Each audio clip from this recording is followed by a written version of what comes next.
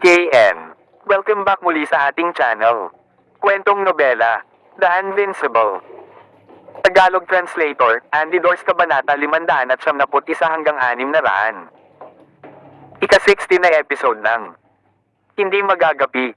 Tawag. I-prick. I-click. I-subscribe kwentong nobela Kabanata 591. Ang puot na pinagbabantaan ng pinaka. Anong nangyari? Lumubog din ang puso ni Huang Xiaolong, nagkaroon ng masamang premonition bago pa man magsalita si Zhao Shu. Ngayon lang, nakipag-away si Third Young Master sa isang binata na nagngangalang Jiang Weiyan sa loob ng isang carrier. Agad na nagsalita si Zhao Shu, nasugatan ng husto ni Jiang Weiyan si Third Young Master at ang iba pa. Malubhang nasugatan. Nagdilim ang ekspresyon ni Huang Xiaolong habang tumatalon siya sa kanyang mga paa, dalhin mo ako doon ngayon. Si Huang Peng, Su Yan, at ang iba pa ay tumayo din, nabalisa. Ama, ina, hintayin mo ang aking salita dito sa Divine Fort Residence. Kiit ni Huang Xiaolong, sapat na ang pagpunta ko, huwag kang mag-alala, walang mangyayari sa ikatlong kapatid at sa iba pa. Gusto pa rin sumunod ni na Huang Peng at Su Yan, gayon paman, sa huli ay pumayag sila, nakinig sa panghihikayat ni Huang Xiaolong na hintayin ang kanyang balita sa Divine Fort Residence. Alam ng dalawa na wala silang maitutulong kahit na lumampas sila, sa halip, maaari pa nilang palain ang mga bagay para kay Huang Xiaolong. Hindi nagtagal, nagmadaling lumabas sina Zhao Shu at Huang Xiaolong sa Divine Fort Residence, mabilis na tumakbo patungo sa direksyon ng Riding Wind Carrier. Sa daan, maikling inilarawan ni Zhao Shu ang ulo at buntot ng bagay kay Huang Xiaolong. Dahil si Huang Xiaoai at ang binatang si Jiang Weiyan na iyon ay nagkagusto sa isang Nine Phoenix carriage ng magkasabay, napukaw ang alitan. Sa galit na biglang inatake ni Jiang Weiyan sina Huang Xiaoai, Guo Fan, at ang iba pa. Ang kabilang panig ang gumawa ng unang hakbang. Tanong ni Huang Xiaolong na may lamig sa kanyang mga mata. Oo. Tumango si Zhao Shu. Ang ekspresyon ni Huang Xiaolong ay katulad ng isang bagyong naghihintay na palabasan. Nangangahas na umatake sa loob ng Changji City, na binabaliwala ang pangunahing panuntunan ng Cloud Sea Mainland, itong Jiang Weiyan, walang duda, ay isang disipulo ng Jiang family.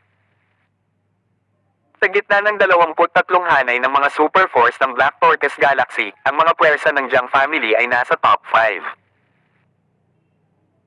Habang nagmamadali si Huang Xiaolong papunta sa Riding Wind Carrier workshop, sa loob ng gusali ng workshop, si Jiang Weiyan ay nakaupo sa isang engranding upuan, matayog na nakatingin sa grupo ni Huang Xiaoai na nakahandusay sa lupa.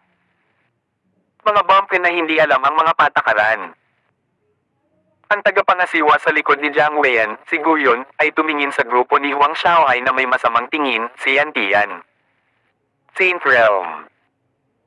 Sa Cloud Sea Mainland na ito, ang katumbas nito sa pagkakaroon ng mababang alipin, talagang naglakas loob kang makipaglaban sa isang carrier kasama ang ating batang Panginoon. Pinunasan ni Huang Xiaoai ang dugo sa gilid ng kanyang bibig. Ang kanyang dibdib ay kumakabog sa sakit, ngunit hindi nito nabawasan kahit kaunti ang galit sa kanyang mga mata habang nakatitig siya sa kabilang partido, naglakas loob ka talagang umatake sa loob ng Changji City. Hindi ka ba natatakot sa batas ng lungsod? Mga panuntunan. Tumayo si Jiang Weiyan, kasama ang kanyang tagapangasiwa na si Guyon, kapwa humalaklak sa malakas na tawa, sa lungsod ng Changji na ito, ang aking salita ay batas. Ang Changji City na ito ay kabilang sa aming Jiang family, ang kasalukuyang Changji City Castellan ay walang iba kundi ang aking uncle. Sino sa tingin mo ang paniniwalaan ng tito ko, ikaw o ako? Namutla sina Huang Xiaoai, Guo Xiaofan, Huang Min, at Guo Fan. Hindi nila inaasahan na ang kastela ng Changji City na ito ang biological uncle ng binata na si Jiang Weiyan. Sa katunayan, naunawaan ni Huang Xiaoai, Huang Min, at ng iba pa na ang mga tinatawag na batas ay kamag-anak. Ano man ang lugar, ang mga batas at tuntunin ay hindi gaanong mahalaga at hindi umiiral sa harap ng ilang mga tao. Napansin ni Jiang Weiyan ang mga pagbabago sa mukha ni Huang Xiaoai, pati na rin ang iba, at siya ay lumakas ang loob. Lumapit kay Wang Xiaohai na may mapagmataas, malawak na ngiti, bigla niyang itinaas ang kanyang paa at tinapakan ang kaliwang kamay ni Wang Xiaohai, na nagpalakas ng higit kaysa kinakailangan. Isang sigaw ang kumawala sa lalamunan ni Wang Xiaohai. Munting uncle. Pangatlong kapatid. Parehong sumigaw sina Guo Xiaofan at Wang Min. Lalong naging kampante si Jiang Weian, muling itinaas ang kanyang paa, sa pagkakataong ito ay tinapakan ng kanang kamay ni Wang Xiaohai. Isa pang kalunos-lunos na hiyawan ang nagmula kay Wang Xiaohai. Ano ka ba, naglakas loob kang makipagkompetensya sa akin? Umisi si Jiang Weian, lumingon sa kanyang katiwala na si Guyon, baliin ang kanilang cheesy, pilayin ang kanilang mga meridian, pagkatapos ay itapon sila sa mga lansangan. Nagalinlangan si Guyon, sinabing, Young Lord, dapat ba nating suriin ang background ng ilang tao? Sa loob-loob niya, naisip niya ito malabong walang anumang background ang ilang maliliit na Siantian realm ants. Dahil sa kanyang pagiging maingat, nakaramdam siya na mas panatag na pag-check. Kinaway-kaway ni Jiang Weian ang kanyang kamay, hindi nag-aalala, ilang Saint Realm lang at mas mababang basura, anong background kaya nila? Kahit na ang aliping naghuhugas ng paa sa aking tabi ay mas malakas kaysa sa mga taong ito ng 1,000 beses. Kahit na may kaunting background sila, may hahambing ba ito sa ating Jiang family? Sa pagharap sa bagay na ito, ang kabilang panig ay walang ibang pagpipilian kundi ang lunukan at magtiis, walang paraan na ipagsapalaran nilang masaktan ang kanilang Jiang family. Bagamat ipinagmamalaki ni Jiang Weian ang kanyang pagkakakilanlan, hindi siya nangahas na patayin si Wang Xiaohai at ang mga kasama niya. Kung tutusin, may pagkakaiba sa pagitan ng pagtuturo ng leksyon at pagpatay, sa kabila ng paniniwalang walang mangyayari sa kanya kahit napatayin niya ang bangkos ng basurang ito. Ngunit kung ang mga salita ng pagpatay sa loob ng Changji City ay lumabas, ito ay mabahira ng reputasyon ng kanilang Jiang family. Ang may-ari ng Riding Wind Carrier Workshop, si Zhang Xiaosheng, ay nakatayo sa di kalayuan. Nang makitang gusto ni Jiang Weian na pilayin ang grupo ni Wang Xiaohai, gusto niyang humakbang para pigilan siya, ngunit sa huli, nabigo siyang umakyat. Ang ilang mga taong ito ay malamang na mga alipin ng ilang maliit na pamilya. Hindi sulit na saktan si Jiang Weian, isang pangunahing disipulo ng Jiang family, para sa ilang alipin. Mabilis na lumapit si Guyon kay Wang Xiaohai, maaari mo lamang sisihin ang iyong sarili sa pagiging bulag na nasaktan ng ating batang Panginoon. Sa sinabi nito, tumama ang kanyang palad sa dibdib ni Wang Xiaohai, sa itaas mismo ng kanyang cheesy. Napaiyak si Wang Xiaohai dahil sa sakit. Nasaksihan ang pagkabasag ng cheesy ni Wang Xiaohai sa harap mismo ng kanilang mga mata, nanlaki ang mga mata ni Guo Xiaofan at Wang Min sa galit. Siguradong hindi ka ililibre ng kuya ko. Si Guo Xiaofan ay umungal sa tuktok ng kanyang mga baga, pinandilatan sina Jiang Weian at Guyon ng may banta, papatayin kayong lahat ng aking kuya, papatayin kayong lahat. Kung nakakapatay ang tingin ni Guo Xiaofan, malamang na namatay sina Jiang Weian at Guyon ng 1,000 beses. Napangiti si Jiang Weian nang marinig ang mga salitang iyon, Big Uncle. Hehe, natatakot ako. Halata ang pangungutya sa boses niya. Isang Siantian lang, isang maliit na buhay na walang pinagkaiba sa mga langgam na gumagapang sa lupa, gaano kaya kalakas ang tinatawag niyang Big Uncle. Ang aking Big Uncle ay ang panloob na disipulo ng Black Warrior Institute. Hangal ni Guo Xiaofan kay Jiang Weian. Natigilan ang lahat. Ang panloob na alagad ng Black Warrior Institute. Nagsalubong ang mga kilay ni Jiang Weian, ngunit pagkaraan ng ilang sandali, umisi siya, hindi katakatakang maglakas loob kang makipagkompetensya sa Young Lord na ito, ngunit umaasa ka lang sa panloob na disipulo ng Black Warrior Institute. Hehe, sa tingin mo matatakot itong Young Lord sa isang napakaraming Black Warrior Institute na panloob na disipulo. Sa puntong ito, si Jiang Weian ay nakatayo mismo sa harap ni Guo Xiaofan, ang kanyang binti ay biglang sumipa palabas mismo sa cheesy ni Guo Xiaofan. Habang sumisigaw si Guo Xiaofan, lumipad palabas ang kanyang katawan, dumudulas sa lupa. Xiaofan!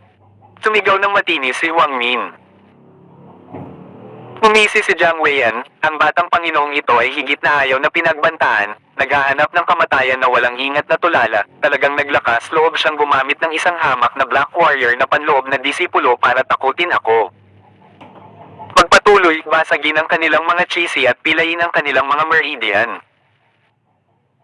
Gusto ko talagang makita ang umutot na iyon ng isang Black Warrior Institute na panloob na disipulong si Big Uncle na maglakas loob na pumunta para iligtas sila.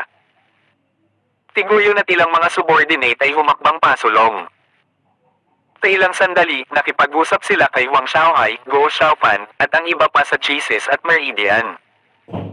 Lahat lumpo at basag-basag. Itapon sila sa mga lansangan. Casual na ikinaway ni Jiang Weiyan ang kanyang kamay. Kinilala ni Guyon at ng ilang iba pa na itinaboy ang grupo ni Huang Xiaohai gaya ng itinuro. Young Lord, babalik na ba tayo? Tanong ni Guyon. Muling iwinagayway ni Jiang Weiyan ang kanyang kamay na nagsasabing, walang pagmamadali, hindi araw-araw na nakakatagpo ako ng ganito kawili-wiling bagay. Hihintayin natin dito ang tinatawag nilang Big Uncle. Matapos sabihin niyon, talagang umupo siya, kumuha ng isang tasa ng tsaa at humigop sa paglilibang, hindi masama ang tsaang ito. Puri niya sabay smacking his lips. Sa pangunguna ni Zhao Shu, narating ni Huang Xiaolong ang Riding Wind Carrier Workshop. Nang makita ang maraming tao na nakapalibot sa Riding Wind Workshop na nakaturol dito at doon, isang matinding pagkabalisa ang lumitaw sa puso ni Huang Xiaolong. Tawag. I prick. I-click. I subscribe kwentong nobela. Hindi magagapi. Tagalog Translator, Andy Dors, Kabanata 572. Papatayin muna kita. Tinawang Xiaolong at Zhao Shu ay nagtulak sa dagat ng mga tao pagdating sa harapan. Pumasok sa kanilang mga mata sina Huang Xiaohai, Guo Xiaofan, Huang Min, at ilan pang iba na sugatan at may bahid ng dugo habang tinuturo, nakikinig sa malalakas na bulungan mula sa mga taong nanunood. Ikatlong Young Master. Young Master Xiaofan.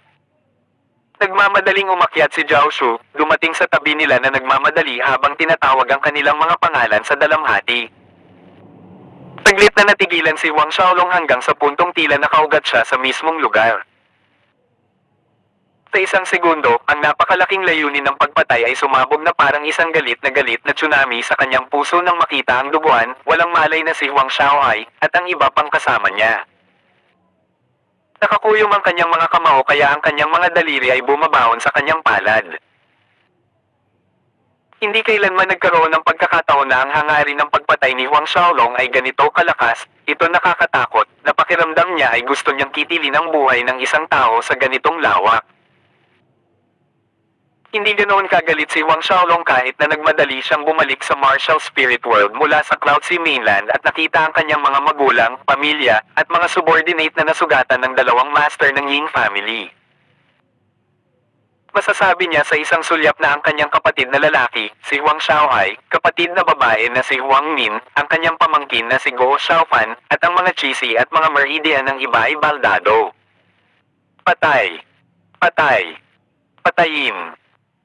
Namumula ang kanyang mga mata, ngunit pinigilan niya ang sarili sa pamamagitan ng paghinga ng malalim.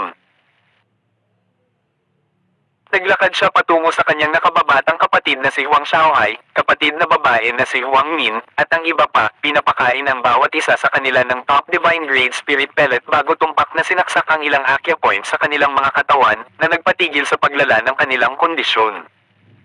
Kuya! Huang Min, pati na rin ang iba, sa wakas ay nagkamalay kahit na bahagyang hindi nakatutok, mahinang tumawag kay Huang Xiaolong. Nasaan ang gumawa nito? Tanong ni Huang Xiaolong. Nang gustong sumagot ni Huang Xiaohai at Huang Min, isang mapanuksong boses ng kanta ang tumunog, hehe, so, ikaw ang panloob na disipulo ng Black Warrior Institute na kanilang pinagkakatiwalaan.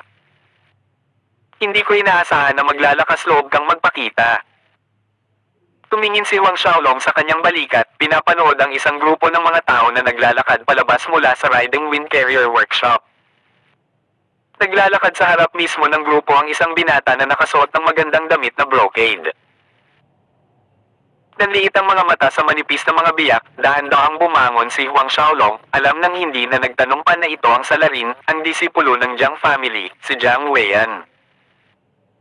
Sa puntong ito, tinulungan ni Zhao Shu si Huang Xiaohai at ang lahat na tumayo, bumalik upang tumayo sa likod ni Huang Xiaolong. Ang grupo ni Jiang Weian ay nagmamayabang, huminto ng mayabang sa harap ni Huang Xiaolong. Ginawa mo ito. Ang tingin ni Huang Xiaolong ay glacial na nakatingin kay Jiang Wenan. Ang pagkakaroon ng isang panloob na disipulo ng Black Warrior Institute ay nangahas na magsalita sa kanya sa ganoong tono ng pagtatanong, nanlamig ang tingin sa mga mata ni Jiang Weian. Sa isang ngiti na hindi umabot sa kanyang mga mata, sinabi niya, "Brat, walang sino man ang nagkaroon ng lakas ng loob na makipag-usap sa akin sa ganoong tono. Tama, ginawa ko. Kaya ano ngayon? Anong magagawa mo, kagatin mo ako?" Ang isang maliit na Black Warrior Institute na panloob na alagad na tulad mo ay nagpapantasya upang ipaghiganti ang iyong kapatid. Maghiganti sa pamangkin mo. Si Jiang Weian at ang mga bantay sa likod niya ay tumawa sa pangungutya. "Brat, hayaan mong sabihin ko sa iyo, ang ating Young Lord ay isang pangunahing disipulo ng Jiang family, at ang kasalukuyang Jiang family patriarch ay ang lolo ng ating Young Lord. Ang isa sa mga gwardya ng pamilya Jiang ay nakipag-usap sa matayog na paraan, at ang kastelo ng lungsod ng Changji ay ang tiyuhin ng ating Young Lord." Malaki ang naging reaksyon ng mga nanonood sa sinabi ng gwardya. Siya talaga ang apo ng Jiang family patriarch. Mukhang malalamon lang ng Black Warrior Institute na ito ang kawalan ng hustisya. Ang nakapalibot na mga bulong ay pumasok sa mga tainga ni Jiang Weian na nagpapataas ng kanyang kaakuhan. Tumingin kay Huang Xiaolong, sinabi niya, "Brat, kung gusto mong kunin ang iyong kapatid, magagawa mo." Dahil sa tingin nila ay kwalipikado silang magkaroon ng ilang dagdag na barya na makipagkompetensya sa akin, kahit na magkaroon ng lakas ng loob na atakihin ako ng walang dahilan, dapat kang lumuhod at humingi ng tawad sa ngalan nila. Paninirang puri. Walang hiyang paninirang puri. Si Huang Xiaohai at ang iba pang kasama niya ay galit na tumingin kay Jiang Weian. "Basura. Hindi tayo nagsimula ng laban." Galit na sigaw ni Huang Xiaohai. Itinaas ni Huang Xiaolong ang kanyang kamay na nagpapahiwatig kay Huang Xiaohai at sa iba pa na huminahon habang siya ay nanatiling tahimik na nakatingin kay Jiang Weian, lumuhod at humingi ng tawad. Mapait na idinagdag ni Jiang Weian, "Bago ako magbago ng isip, ikaw." Ngunit hindi siya nagkaroon ng pagkakataong tapusin ang kanyang mga salita para kay Huang Xiaolong ay nawala sa isang kisap mata. Sa oras na muli nila siyang makita, ang kanyang kamao ay tumpak na tumama kay Jiang Weian Chisi. Si Jiang Weian ay hindi man lang nagkaroon ng oras upang irehistro kung ano ang nangyayari, at mag-react. Isang mahabang panaghoy ang nagdulot ng hangin habang ang isang katawan ng tao ay ibinagsak sa hangin tulad ng isang patay na aso, bumagsak sa harapan ng Riding Wind Carrier Workshop. Ang mga pinto nito ay nagkapira-piraso. Biglang tumahimik ang maingay na nagbubulungan. Batang Panginoon. Kawakas ay nakabawi si Guyon at ang mga gwardya ng pamilya Jiang mula sa kanilang pagkabigla, nagmamadaling sumugod upang tingnan ang kalagayan ni Jiang Weian. "Ikaw, ang lakas ng loob mong pilayin ang chisi ng ating Young Lord." Umikot si Guyon, hindi maipaliwanag ang galit habang nakatitig kay Huang Xiaolong, dumadagandong ang kanyang boses sa kalye.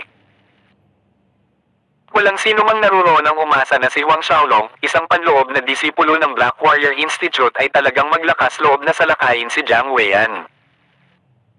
Hindi lang siya umatake, walang awa pa niyang sinira ang chisi ni Jiang Weian. Maglakas loob na pile. Si Huang Xiaolong ay walang malasakit, paano kung baldado ito? Tumalon si Guyon sa kanyang mga paa, pinakawalan ang kanyang aura ng lubos, bata na naghahanap ng kamatayan. Kahit na ikaw ay isang panloob na disipulo ng Black Warrior Institute, ang pagpilayan sa chisi ng ating Young Lord ay isang kasalanan na mapaparusahan ng kamatayan. Parehong ember ang mga palad ni Guyon na parang nasusunog na bakal. Nasusunog na palaspas ng apoy. Tumama ang palad ni Guyon kay Huang Xiaolong. Bago dumating ang aktwal na palad, ang nakababahala ng mga alon ng init ay dumaan sa mga taong nanonood sa mga gilid na parang nahulog sila sa isang mataas na temperatura na kalan. Ang lahat ay mabilis na umatras tulad ng pagtaas ng tubig patungo sa kaligtasan. Nang maramdaman ni Guyon ang paghampas ng kanyang palad sa katawan ni Huang Xiaolong, isang brutal na liwanag ang kumislap sa kanyang mga mata habang sumisigaw siya, "Mamatay ka na!" Kuya!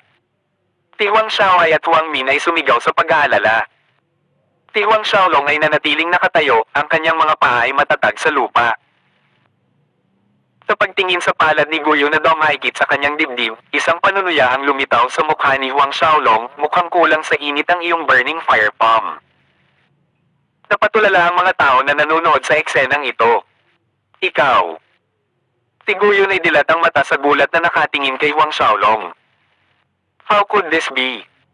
Ito ang una niyang naisip. Siya ay isang pick sa unang bahagi ng Fourth Order Master. Paano magiging maayos ang isang hindi gaanong mahalagang Black Warrior Institute inner disciple matapos ang isang head-on hit mula sa kanyang burning fire palm? Habang tumatakbo ang mga pag-iisip na ito sa ulo ni Guyon, isang nakakatakot na enerhiya ang lumabas mula sa katawan ni Huang Xiaolong. Nanginginig ang mga kamay ni Guyon habang tinataboy siya, bumagsak pabalik sa ere ng walang kahit kititing na pagtutol. Patayin siya. Umakyat si Jiang Weiyan mula sa sahig ng kalye, galit na sumigaw sa ilang mga gwardya ng pamilya Jiang sa kanyang tabi habang itinuro niya si Huang Xiaolong, "Tatanggapin ko ang lahat ng kahihinatnan." Walang ibang salita, ang mga gwardya ng pamilyang Jiang na iyon ay sumugod kay Huang Xiaolong sa pag-atake. Gayunpaman, bago pa man umabot sa Huang Xiaolong ang mga pag-atake ng Jiang family guard na ito, pinalipad sila sa mas mabilis na bilis. Walang sabi-sabi, sa pagiging bantay ng pamilyang Jiang, ang lakas ng mga gwardya na ito ay hindi man mahina, ngunit muli, ang pinakamalakas sa kanila ay isang Fourth Order God Realm lamang. Kahit nanalo sila sa bilang, kay Huang Xiaolong, walang pinagkaiba kung ito ay isang tao o 10 tao. Sa kasalukuyang lakas ni Huang Xiaolong, hindi na niya kailangan na mag-soul transform o gumamit ng godly Zumi art, madali niyang matatalo ang mga Jiang family guard na ito.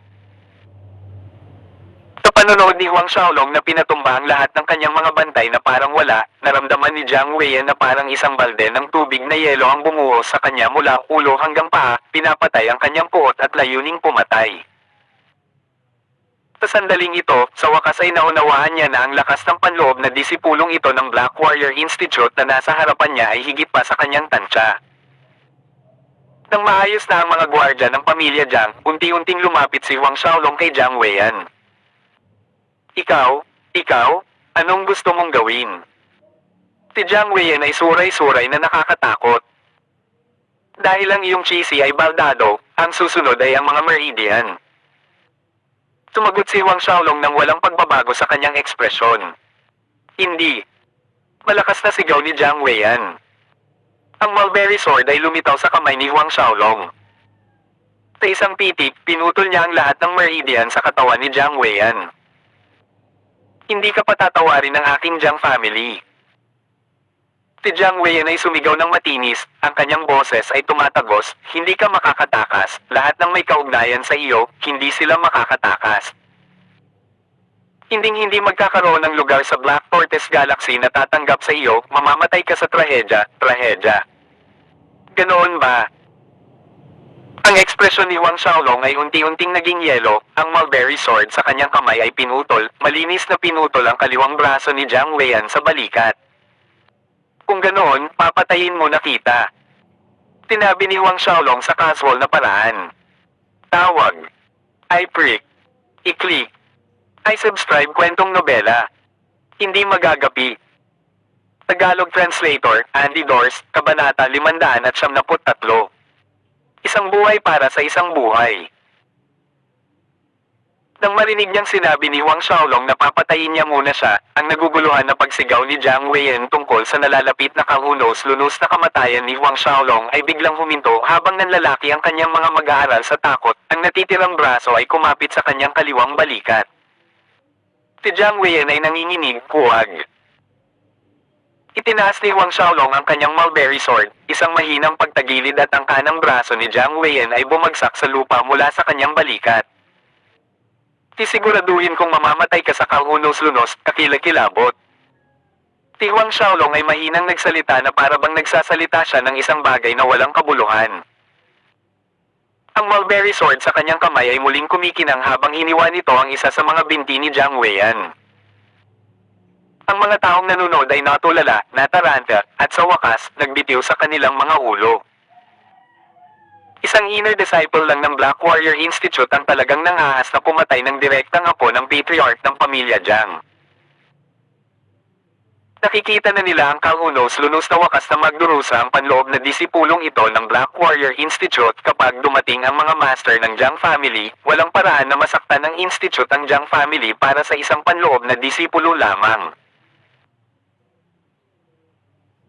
Ang kastelan ng Changji City, si Jiang Yongheng, ay kasalukuyang nakaupo sa pangunahing bulwagan ng Castellan Manor, kasama ang Grand Elder ng pamilya Wang, si Wang Jingyuan, nang biglang pumasok sa loob ang isang manor guard na may takot. Lord Castellan, ang GC ng Young Master Jiang Weiyan ay naging napilayan ng isang tao sa Changsay lungsod.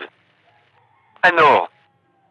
Ang mukha ni Jiang Yongheng ay nakaunat na nakaunat, tumatalon sa kanyang mga paa, naghaharutan na siya, sino ang taong iyon?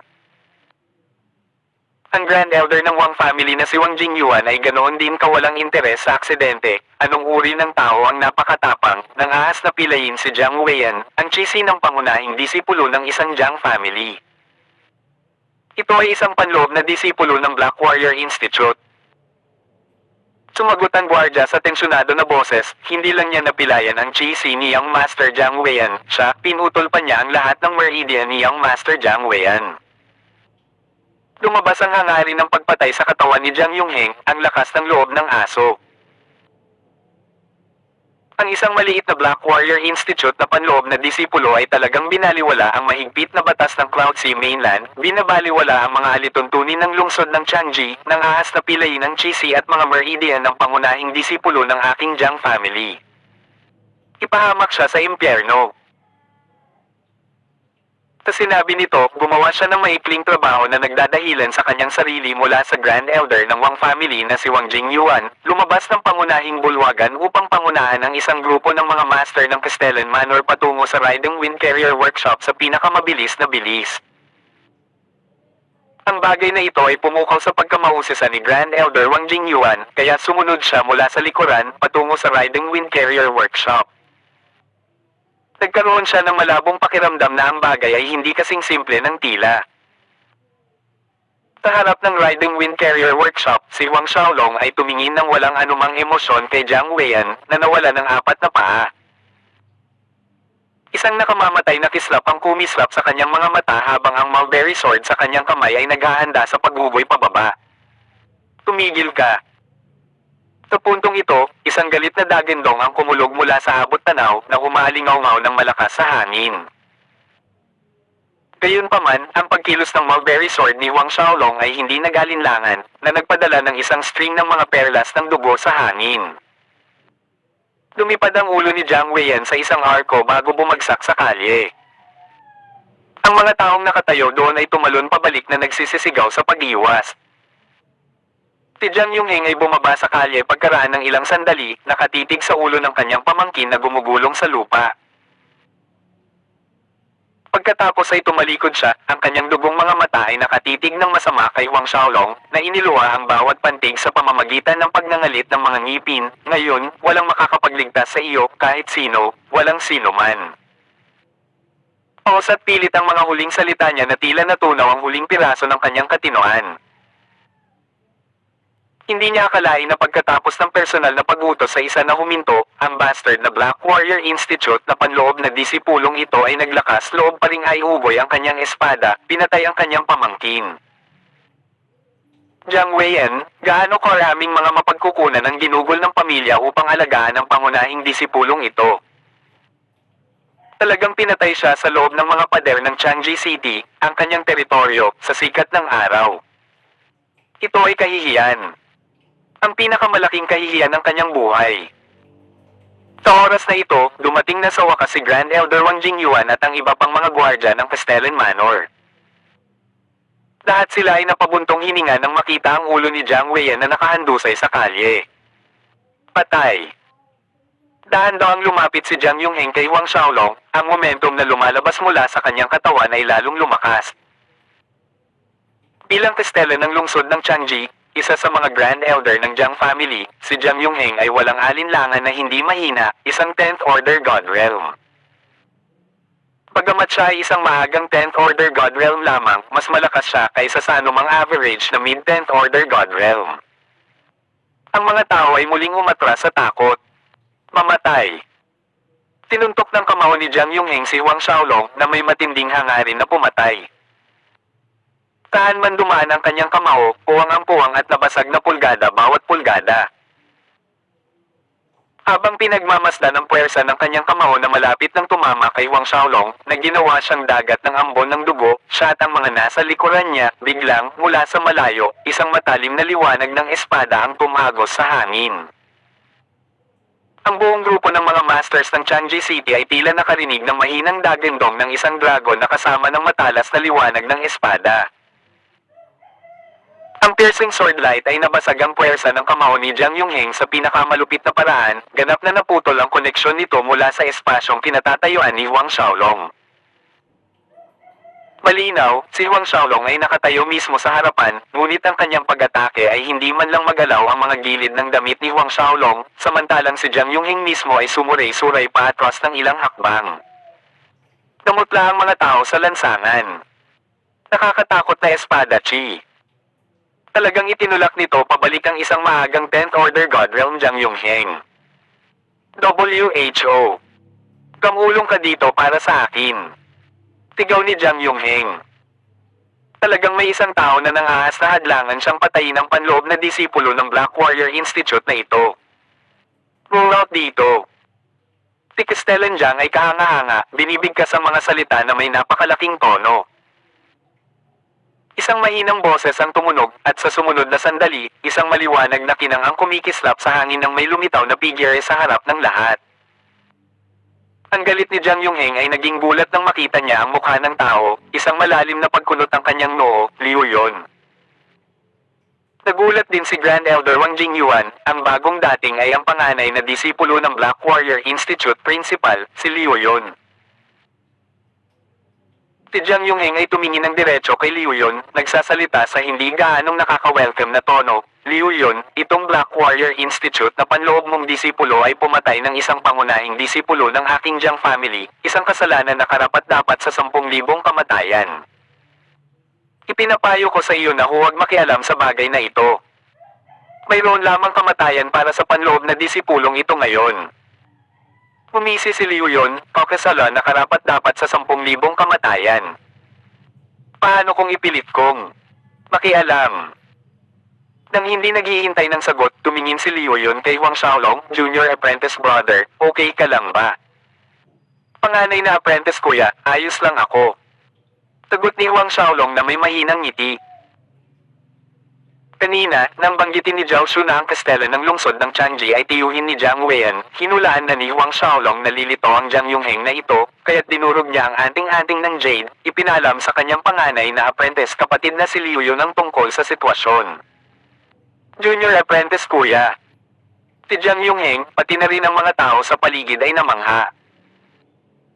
Ang panloob na disipulong ito ng Black Warrior Institute ay ang junior apprentice kapatid ni Liu Yun, kung gayon.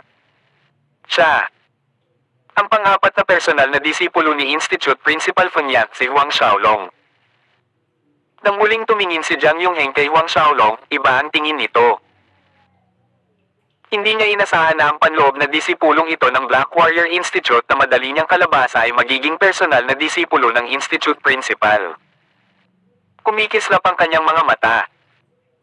Si Liu Yun, ayon sa batas ng Cloud Sea Mainland, isang buhay para sa isang buhay.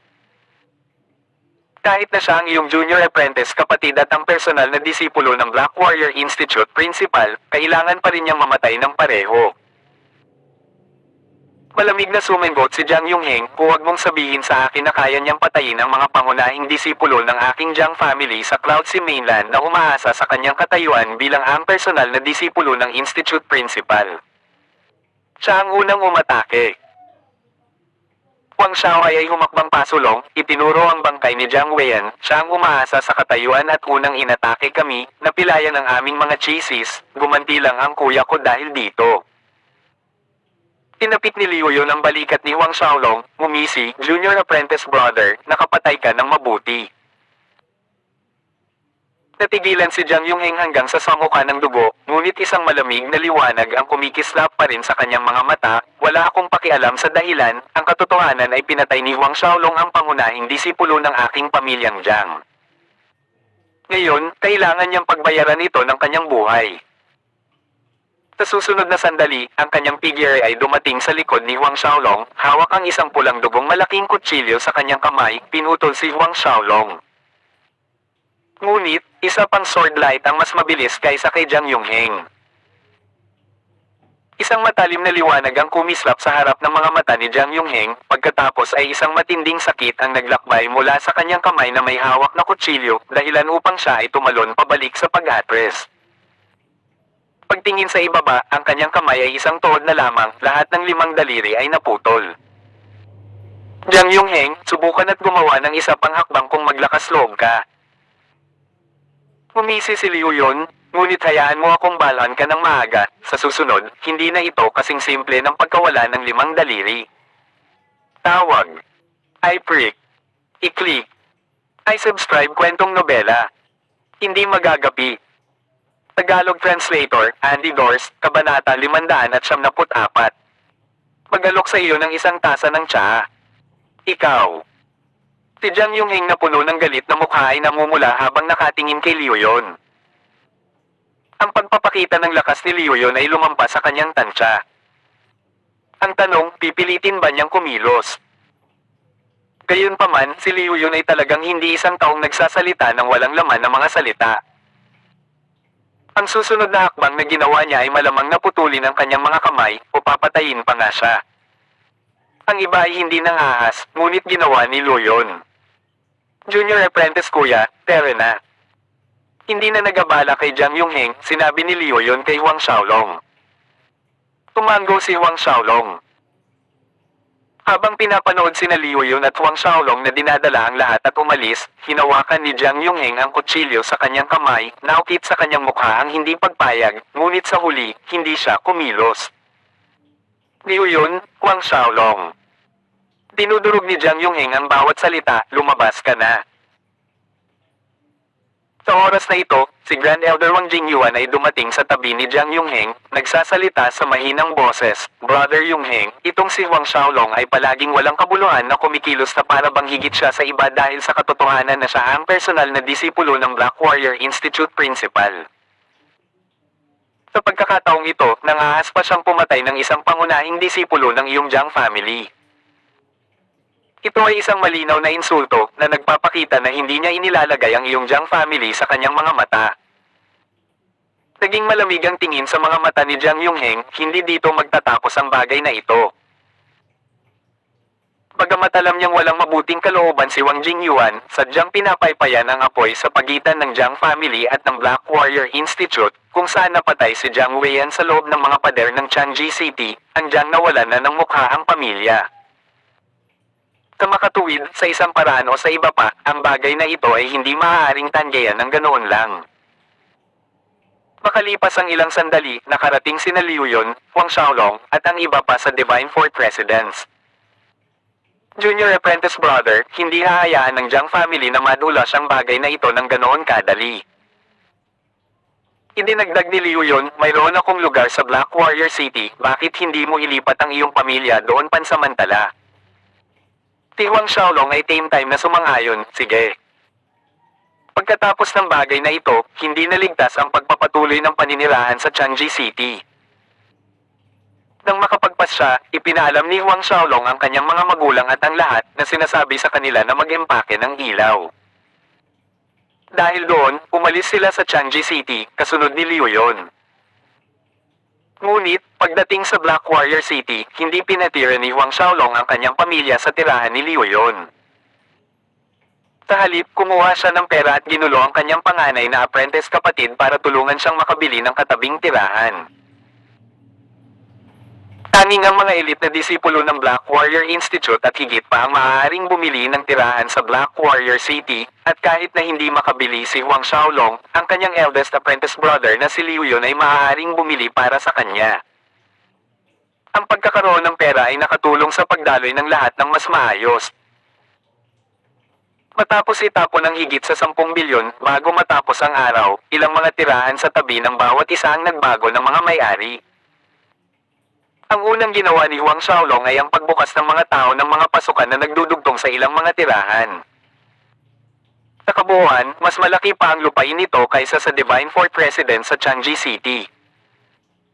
Inistilo ni Huang Xiaolong ang tirahan bilang Luotong Residence. Sa parehong gabi mismo, ang Huang family ay lumipat sa Luotong Residence.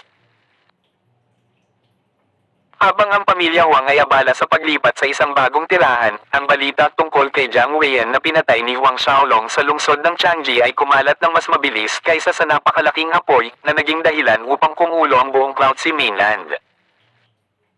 Ang Jiang family ay isa sa mga pinakakilalang super force ng Black Tortoise Galaxy. Ang pagkakaroon ng isa sa kanilang mga pangunahing disipulo na pinatay sa Cloud Sea mainland ay isang una sa kasaysayan ng pamilya. Ang Jiang Weiyan na iyon ay ang kasalukuyang patriarch ng pamilya ng Jiang, apo ni Jiang Wawang. Siya ay labis na pinahahalagahan ni Jiang Wawang. Sa pagkakataong ito, ang pagkawala ng kanyang paboritong apo sa mga kamay ng pang-apat na disipulo ng Black Warrior Institute Principal, tiyak na mababaliw si Jiang Wawang. We're in for a good show this time. Walang paraan na tahimik na tiisin ni Jiang Wawang ang bagay na ito. Gayunpaman, tinatanggap na si Huang Xiaolong ay talagang isang napakapangit na henyo. Narinig kong natalo niya ang ilang 3rd Order at 4th Order God Realm Guard ni Jiang Weiyan gamit ang isang galaw lang. Totoo. Gaano katagal nililinang ang Huang Xiaolong na iyon? Wala pang isang dekada mula nang pumasok siya sa Black Warrior Institute, tama ba? Hindi, kahit 6 na taon. Ang mga master na sumugod sa Cloud Sea mainland dahil sa Black Warrior Auction House ay nagchichismisan sa kanilang sarili. Ang Black Warrior Institute, sa loob ng manor ng Institute Principal Feng Yang. Si Feng Yang ay nakaupo sa pangunahing upuan sa bulwagan, masayang umiinom ng tsaa habang si Huang Xiaolong, Liu Yun, Chen Yang, at Qi Wen ay tahimik na nakaupo. Ang bagay, alam ko na. Nagsalita si Feng Yang, nasa kanila ang kasalanan. Kahit na si Wawang, wala siyang magagawa. Nagsalita si Huang Xiaolong, ang disipulong ito ay nagdulot ng kaguluhan para sa guro. Itinaway ni Feng Yang ang kanyang kamay na may walang pakialam na kilos, kahit laki ng umot o, huwag pansinin. Kung ako, gagawin ko rin. Isa lang namang pangunahing disipulo ng Jiang family, kahit na pumatay tayo ng Jiang family elder, walang dapat ipag-alala basta tayo ang nasa tama. Salamat sa iyo, Master. Pasasalamat na sabi ni Huang Xiaolong. Sa oras na ito, isang alagad ng Black Warrior Institute mula sa labas ang pumasok upang magulat, ang principal ng instituto, ang patriarch ng Jiang family at ang vice principal ng institute na si Wang na ay nasa labas, na humihiling na makipagkita sa iyo. Vice Principal Wang na. Isang liwanag ang kumislap sa mga mata ni Huang Xiaolong. Sa kasalukuyang pamamahala ng Black Warrior Institute, mayroong 3 vice-principal pagkatapos ng Institute Principal, at itong si Wang na ay isa sa kanila. Sa buong Black Warrior Institute, ang lakas ni Wang na ang pinakamalapit sa kanyang Master Feng Yang. Walang inaasahan na ang Institute Vice Principal Wang na ito ay tatayo sa kabilang panig, na pupunta dito kasama ang Jiang Family Patriarch. Siguradong mabilis silang kumilos. Nang marinig ang ulat ng disipulo, napangiti si Feng Yang. Papasukin mo sila. Para bang nakita niya ang mga pagdududa ni Huang Xiaolong, sinabi ni Feng Yang, ang Wang na ito ay may kaugnayan sa Jiang family. Ang disipulo ay umatras mula sa pangunahing bulwagan, at bumalik pagkaraan ng ilang sandali, kasama ang isang kaakit-akit na babae at isang nasa katanghaliang gulang na lalaki, sina Wang na, at Jiang Wawang. Dahil sa posisyon ni Wang na sa Black Warrior Institute, tumayo si Huang Xiaolong, Liu Yun, Chen Yang, at Qi Wen sa magalang na pagbati. Pagpasok sa bulwagan, mabilis na nilaybot ng mga mata ni Jiang Wawang ang paligid. Nang ang kanyang mga mata ay dumako kay Huang Xiaolong, ang di-disguise na hangarin sa pagpatay ay kumikislap. Institute Principal Feng Yang, sa sandaling ibukan ni Jiang Wawang ang kanyang bibig para magsalita, biglang nagtaas ng kamay si Feng Yang, pinutol ang kanyang tempo. Jiang Wawang, kung narito ka para humingi ng isang tao, hindi mo na kailangang magsalita. Higit pa, ang mga salita ni Jiang Wawang ay nabulunan sa kanyang lalamunan. Ang tsa sa aking manor ay medyo masarap, malamang na mas masarap kaysa sa mayroon ka sa Jiang Manor. Nagpatuloy si Feng Yang, kung nandito ka para uminom ng tsaa, bilang likas na mapagbigay na tao, isang tasa lang ng tsaa ang maialok ko sa iyo. Ang ekspresyon ni Jiang Wawang ay lalong naging pangit. Halika upang uminom ng tsaa. Mag-alok sa iyo ng isang tasa. Ano ang kinuha sa kanya ng Feng Yang na ito? Isang pulubi na dumating upang humingi ng isang tasa ng tsaa. Huminga ng malalim si Jiang Wawang, ngunit ang kanyang tono ay malamig. Institute Principal Feng Yang, kaming lahat ng 23 Super Force ng Black Tortoise Galaxy ay nagkakaisang naglatag ng mga patakalang ito. Ano man ang pagkakakilanlan at katayuan ng isang tao, kung nakagawa sila ng pagpatay sa Cloud Sea Mainland, dapat silang ibigay sa Cloud Sea Enforcement Team para sa pagpapatupad. Bilang principal ng Black Warrior Institute, hayagang protektahan mo ba ang iyong disipulo at lalabagan ang panuntunan na itinakda ng 23 super puwersa ng ating Black Tortoise Galaxy? Bahagyang ngumiti si Feng Yang, ang utak mo ang magulo, o may nagawa ba akong mali? Kung tama ang pagkakaalala ko, ang panuntunang itinakda namin sa taon ay nagsasaad na kung ang kabilang panig ay unang umatake, ang isa ay hindi nagkasala sa pagpatay sa kabilang partido dahil sa pagtatanggol sa sarili. Namula ang mukha ni Jiang Wawang. Feng Yang, pagsingit ni Wang na sa puntong ito.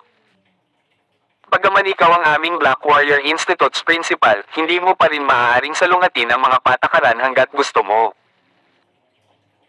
Oo, si Huang Xiaolong ay iyong personal na disipulo, ngunit siya ay isa ring disipulo ng Black Warrior Institute. Nakapatay siya ng tao sa Cloud Sea Mainland, nakagawa siya ng krimen. Bilang Vice Principal ng Institute, may autoridad akong ibigay siya sa Cloud Sea Enforcement Team. Sabi nito, inabot ng kanyang kamay, gustong makuha si Huang Xiaolong. Agad na naramdaman ni Huang Xiaolong ang espasyo sa paligid niya, hindi makagalaw kahit isang pulgada. Bastos. Putol ni Feng Yang, ang kanyang boses ay umalangaw na parang isang battle formation na binubuo ng milyon-milyong makajos na sundalo, tulad ng isang mabangis na primordial beast na umuungal, nakahawig ng isang sigaw ng pagpatay mula sa Divine World. Sumikip ang mukha ni Wang na. Sa pag-ikot ng kanyang kaliwang palso, isang walang katapusang nagyayelong apoy ang umusbong pasulong. Isang malakas na kalabog ang umalangaw sa bulwagan. Nanginginig ang katawan ni Wang na, pasuray-suray na paatras ng ilang hakbang, habang si Jiang Wawang ay lumala, pinilit na bumalik hanggang sa pasukan. Nanatili si Feng Yang sa kanyang kinaroroonan, nanlamig ang kanyang mga mata habang nakatingin kay Wang na, matandang mangkukulam, hindi ka kwalipikadong magdesisyon kung ano ang gagawin sa aking disipulo. Ngayon, kayong dalawa ay maaaring lumabas sa aking asyenda, kung hindi, huhuberin ko kayong dalawa bago kayo ihagis sa labas ng dalawa. Tawag. I-prick. I-click. I-subscribe kwentong nobela. Hindi magagapi. Tagalog Translator, Andy Dors, Kabanata 575. Mahirap lunukan ang kababang ito. Hubad na hubot-hubad. Mapangasar na pandaraya. Itinapon. Puti at berde ang mga mukha ni Wang na at Jiang Wawang. Sa kanilang katayuan, sino ba ang naglakas loob na sumbatan sila, kailan pa sila nakaranas ng ganitong kahihiyan? Sa oras na ito, sumisipol na hangin mula sa malayo. Maliwanag, ang maikling palitan na iyon sa pagitan ni Feng Yang at Wang na kanina ay nagpaalerto sa mga master ng Black Warrior Institute. Sinaman ang tingin ni Wang na si Feng Yang, sa tingin mo ba mapoprotektahan mo ang iyong disipulo sa buong buhay niya? Maghihintay ako at tingnan kung paano mo ito gagawin pagkatapos ng High God Advancement Tournament. Aalis na kami. Parehong lumipad sa kalangitan sina Wang Na at Jiang Wawang. Bago umalis, ang masamang tingin ni Jiang Wawang ay tumigil kay Huang Xiaolong saglit nang hindi itinatago ang layunin ng pagpatay sa likod nito. Hindi nagtagal pagkatapos umalis ang pares, magkasunod na dumating sina Black Warrior Institute's Grand Elders Chan Yu at Mao Xinru. Nakipag-ugnayan si Liu Yun kay Huang Xiaolong sa pamamagitan ng voice transmission. Mula sa simula ng nakaraang termino, ang bagong tuntunin ng Black Warrior Institute ay nagsasaad na ang bawat bagong termino ng Institute Principal ay maaari lamang maglingkod sa loob ng 50,000 taon. Sa pagtatapos ng darating na High God Advancement Tournament, ito rin ang magiging katapusan ng termino ng Master, samantalang ang malamang na kandidato para sa susunod na Institute Principal ay walang iba kundi ang matandang bruhang iyon na si Wang Na. Si Wang Na ay palaging nakikipag-away sa ating guro. Kahit na ang lahat ay tila mapayapa sa ibabaw, ang umahalo na undercurrent at mga galaw na ginawa sa dilim ay hindi tumitigil. Kung talagang napunta sa kanya ang Institute Principal ng susunod na termino, iyon ay magiging isang mundo ng mga problema at sakit ng ulo para sa amin. Ang nag-aalalang ekspresyon ni Liu Yun ay nagpahayag ng kanyang nakababahalang pag-aalala. Mayroong bahagyang higit sa 200 taon bago ang susunod na High God Advancement Tournament. Nagsalubong ang mga kilay ni Huang Xiaolong, hindi niya alam na kailangan ng kanyang master na bumaba sa posisyon ng Institute Principal kapag natapos na ang High God Advancement Tournament. Ano ang mga kinakailangan para maging principal ng Black Warrior Institute? Ang pag-iisip ay pumasok sa isip ni Huang Xiaolong at lumingon siya para tanungin si Liu Yun. Ipinaliwanag ni Liu Yun, isa sa pangunahing kondisyon ay ang kandidato ay dapat na isang Institute Vice Principal upang maging karapat-dapat na makipaglaban para sa posisyon. Sa kasalukuyan, ang aming Black Warrior Institute ay may 3 Institute Vice Principals. Para maging susunod na Institute Principal, kailangan lang ni Wang na natalunin ang 2 pang Vice Principal. Ang problema, ang lakas ni Wang Na ay mas mababa lamang sa ating guro, kung walang mangyayaring kakaiba, ang susunod na Institute Principal ay walang iba kundi siya. Dapat ay isang Vice Principal ng Institute. Nakakuyom ang mga kamay ni Huang Xiaolong. Marahil, may pagkakataon na hindi makuha ni Wang Na ang posisyon tulad ng inaasahan niya. Kung siya ay pumasok sa High God Advancement Tournament, nakatanggap ng God Force Infusion at nakapasok sa High God Realm, kung gayon siya ay magiging kwalipikadong maging Vice Principal ng Black Warrior Institute, na kwalipikadong makipagkompetensya para sa posisyon ng Institute Principal. Isang liwanag ang kumikinang sa mga mata ni Huang Xiaolong. Sa makatuwid, sa darating na High God Advancement Tournament, talagang kailangan niyang makuha ang unang pwesto. Pagkalipas ng 2 oras, umalis sina Huang Xiaolong, Liu Yun, Chen Yang, at Qi Wen sa manor ng kanilang Master Feng Yang. Sa halip na bumalik sa kanyang bakuran sa Misty Rain Mountain Range, naglakbay siya sa transmission array na nakarating sa Luotong residence sa Black Warrior City. Pagkatapos batiin ang kanyang mga magulang at ang iba pa sa Luotong residence, si Huang Xiaolong ay nagtungo sa kanyang sariling bakuran na nakakulong ang kanyang mga kilay sa malalim na pagsimangot. Sa kabila ng Luotong residence na matatagpuan sa gitna ng Black Warrior City, at ang sistema ng depensa ng lungsod ay itinuturing na may kakayahan, naramdaman ni Huang Xiaolong na ito ay hindi pa rin sapat. Paano kung biglang nawala ang galit ni Jiang Wawang, pinalabas ang kanyang galit sa Huang family sa pamamagitan ng pagpapadala ng mga high-level masters sa Black Warrior City para patayin ang kanyang pamilya? Ito ay lubos na posible. Maaari kang pumunta sa Asher Sea Firm para kumuha ng mga high-level masters para sa proteksyon. Iminungkahi ni Dragon Emperor Ao Tai. Mag-hire ng mga master. Natahimik si Huang Xiaolong saglit.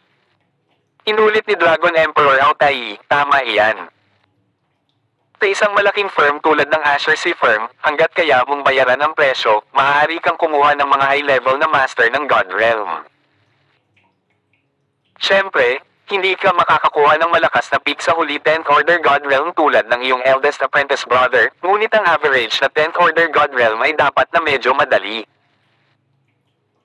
Nagliwanag ang mga mata ni Huang Xiaolong dito, hindi sumagi sa isip niya na maaari siyang kumuha ng mga high-level na master ng God Realm mula sa malalaking kumpanya tulad ng Asher Sea Firm. Nagmamadaling lumabas si Huang Xiaolong mula sa Luotong residence ng gabing iyon, patungo sa HRC Firm Branch sa Black Warrior City. Sa pakikipagpulong sa supervisor ng sangay na si Meng Xia, sinabi ni Huang Xiaolong ang layunin ng kanyang pagbisita. Walang duda, ang pagkuha ng 10th Order God Realm Master ay napakataas na halaga. 100 milyong Xuanwo coins bawat taon. Ang mga tuntunin ng serbisyo ay magsisimula pagkatapos mapirmahan ang kontrata, at ang pinakamahabang tagal ng kontrata na magagamit ay 10 taon. 100 milyon sa isang taon. Para sa isang kontrata ng 10 taon, iyon ay katumbas ng 1 bilyon bawat tao. Ang presyong ito ay sapat na upang takutin ang sinuman sa labas ng pinto. Walang kahit isang salita, si Huang Xiaolong ay naghulog ng 10 bilyon, kumuha ng 10 maagang 10th Order God Realm Master sa loob ng 10 taon. Ang pagkakaroon nitong 10 maagang 10th Order God Realm Masters, ito ay higit pa sa sapat upang protektahan ang Huang family. Nangakain niya ang 10 unang master ng God Realm na ito pabalik sa Luotong residence, sa wakas ay nakadama ng kagana ng kanyang nakabitin na puso. Gayunpaman, naroon pa rin ang problema ng kanyang kapatid na si Huang Xiaohai, kapatid na babae na si Huang Nin, at iba pang mga sirang chisis at baldado na mga Meridian. Nagpasya siyang maghintay hanggang matapos ang auction bukas at humiling ng tulong kay Master para pagalingin sila. Sa isang matayog na tuktok na umabot sa mga ulap, sa hilagang bahagi ng Black Warrior Institute, isang engranding tirahan ang nakatayong tuwid. Ang tirahan ay ang cultivation dwelling ng Institute Vice Principal Wang Na. Mula nang bumalik siya mula sa manor ni Feng Yang, ang mukha ni Wang Na at Jiang Wawang ay kasing itim ng tubig na putik. Hindi ko inaasahan na si Feng Yang na matandang bastard na iyon ay talagang nilinang ang kanyang Great Purging Howl sa antas na iyon. Humisi si Wang Na, mukhang hindi lang siya ganap na nakarecover mula sa kanyang mga pinsala mula sa taong iyon, ang kanyang cultivation ay talagang bumuti ng husto. Lalong naging pangit ang ekspresyon ni Jiang Wawang sa kanyang mga sinabi, ang ancestor ay nasa terminal seclusion, maghintay hanggang sa lumabas ang ancestor, Feng Yang na ang lumang kulubot balat na araw ay bilang na. Hindi na kailangang maghintay para sa Jiang family ancestor. Kapag natapos na ang darating na High God Advancement Tournament at ako ang pumalit sa posisyon ng Institute Principal, tingnan natin kung kaya pa niyang kumilos ng mayabang. Malamig na sabi ni Wang Na. Hindi ko malalamon ang kahihiyang ito kung hindi ko papatayin si Huang Xiaolong. Ang boses ni Jiang Wawang ay puno ng puot at galit. Huwag kang mag-alala, nakipag-ugnayan na ako sa Asher Dragon Institute. Sa pagtatasan ng panloob ng mga disipulo pagkaraan ng 4 na taon, ang ilan sa kanilang mga panloob na disipulo ay darating. Sa oras na iyon, ipapadala rin nila si Siang Mingji. Naging malamig ang tono ni Wang Na, ang kailangan lang nating gawin sa oras na iyon ay ayusin na hamanin ni Siang Mingji si Huang Xiaolong at patayin siya sa Hidden Dragon Arena, sa harap mismo ng matandang bastard na si Feng Yang. Gusto kong panoorin ni Feng Yang, ang matandang bastard na iyon, ang kanyang disipulo na namatay sa harap niya. Nagalinlangan si Jiang Wawang bago nagsalita, kapag napatay si Huang Xiaolong sa harap ni Feng Yang, ang lumang kulubot na balat na iyon, natatakot akong magamok siya. Ang mga kahihinatnin ng paggamok ni Feng Yang ay hindi kayang tiisin ng kanilang Jiang family. Humisi si Wang Na, si Siang Mingji ang papatay kay Huang Xiaolong, ano ang kinatatakutan mo? Sa tingin mo mga nga si Feng Yang na patayin si Siang Mingji. Si Siang Mingji ay ang treasured disciple ng Asher Dragon Institute Principal, bigyan si Feng Yang ng 100 leopard guts at hindi pa rin siya mangangahas. Tumawa ng malakas si Jiang Wawang, tama ka. Pagkatapos ng maikling paghinto, nagpatuloy siya, ang sagradong gradong immortal na espiritong bato sa auction bukas, alam mo ba kung sino ang naglabas nito? Umiling si Wang Na, sinubukan kong imbestigahan ang bagay, ngunit walang resulta. Gayunpaman, kilala ni Feng Yang ang matandang bastard na iyon kung sino ang kumuha ng sagradong grado na immortal na espiritong bato. Napabuntong hininga si Jiang Wawang, nakakaawa, ngunit anuman ang mangyari, ang sagradong gradong immortal na espiritong bato sa auction bukas, dapat nating makuha ang ating mga kamay dito. Gamit ang sagradong gradong immortal na spirit stone na ito, maa-activate natin ang primordial formation na naiwan ng mga ninuno ng ating Jiang family. Ang paghiram ng kapangyarihan mula sa primordial formation, ang lakas ng ancestor ay lalakas sa ibang antas. Lumipas ang gabi ng matiwasay. Ang sumunod na umaga ay maganda at maaraw. Ang schedule ng Black Warrior Auction House ay nagpatuloy ayon sa plano. Ang buong Black Warrior City ay napuno ng pananibik, ang mga pulutong na patungo sa auction house. Sa sandaling sumikat ang araw sa abot tanaw, dinala ni Huang Xiaolong si Shi Xiaofei diretso sa Black Warrior Auction House. Tawag. I-prick. I-click. I-subscribe kwentong nobela. Hindi magagapi. Tagalog Translator, Andy Dors, Kabanata 576. True Dragon King's Beast Course. Nang makarating sina Huang Xiaolong at Shi Xiaofei sa auction house, puno na ito ng dagat ng mga tao. Bilang personal na disipulo ng Institute Principal, syempre, isang high-grade private room ang inayos para kay Huang Xiaolong. Matapos makaupo silang dalawa sa loob ng pribadong silid, napansin ni Huang Xiaolong ang kaba ni Shi Xiaofei. Inabot niya at hinawakan ng magkabilang maliliit na kamay nito, tinitiyak siyang kumpiyansa, huwag kang mag-alala, tiyak na magpapakita ang Senior Crazy Lady. Hanggat nagpakita ang Senior Crazy Lady na iyon, mayroon siyang mga paraan para hikayatin siya na tumulong sa pagresolba ng isyo sa Pure Luminance Enlightened Buddha Physique ni Shi Xiaofei. Nagpapasalamat si Shi Xiaofei kay Huang Xiaolong, Kuya Huang, maraming salamat. Ngumiti si Huang Xiaolong, kapag ang iyong Pure Luminance Enlightened Buddha Physique ay nagising, mabilis na masira ang God Realm at sabay tayong aakyat sa Divine World. Tumango si Shi Xiaofei ng buong seryoso, tiyak na magsisikap akong umakyat sa Divine World kasama ka. Kanya umigpit ang mga kamay ni Huang Xiaolong. Lumipas ang kalahating oras nang dumami ang mga matataas na eksperto mula sa iba't ibang sulok ng kalawakan na napuno ng auction hall. Kawakas, nagsimula ang auction. Ang unang item sa auction ay isang itlog ng isang banal na hayop, ang Winged Tiger. Bilang isang susunod na henerasyon ng Divine Bright Tiger, ang Winged Tiger ay nagmana ng isa sa mga purest Divine Beast bloodlines. Dahil sa mataas na talento nito, sa pangkalahatan, ang isang Winged Tiger ay maaaring lumaki sa isang high-level na God Realm na demonyong hayop. Bukod dito, ang Winged Tiger ay nakapagpataas ng lakas nito sa pamamagitan ng paglunok ng mga Spirit Stone. Pagkatapos ng pagpapapisa ng itlog, nagkaroon ito ng mabilis na rate ng paglaki na nakausad sa God Realm sa loob ng 500 taon. Iyon ang dahilan kung bakit gustong bumili ng mga disciple ng super forces tulad ng Winged Tiger na naglalaman ng mga bloodline ng Divine Beast na nagde-double bilang isang bundok kapag lumaki ito. Ang panimulang presyo para sa Winged Tiger egg na ito ay 10 milyon.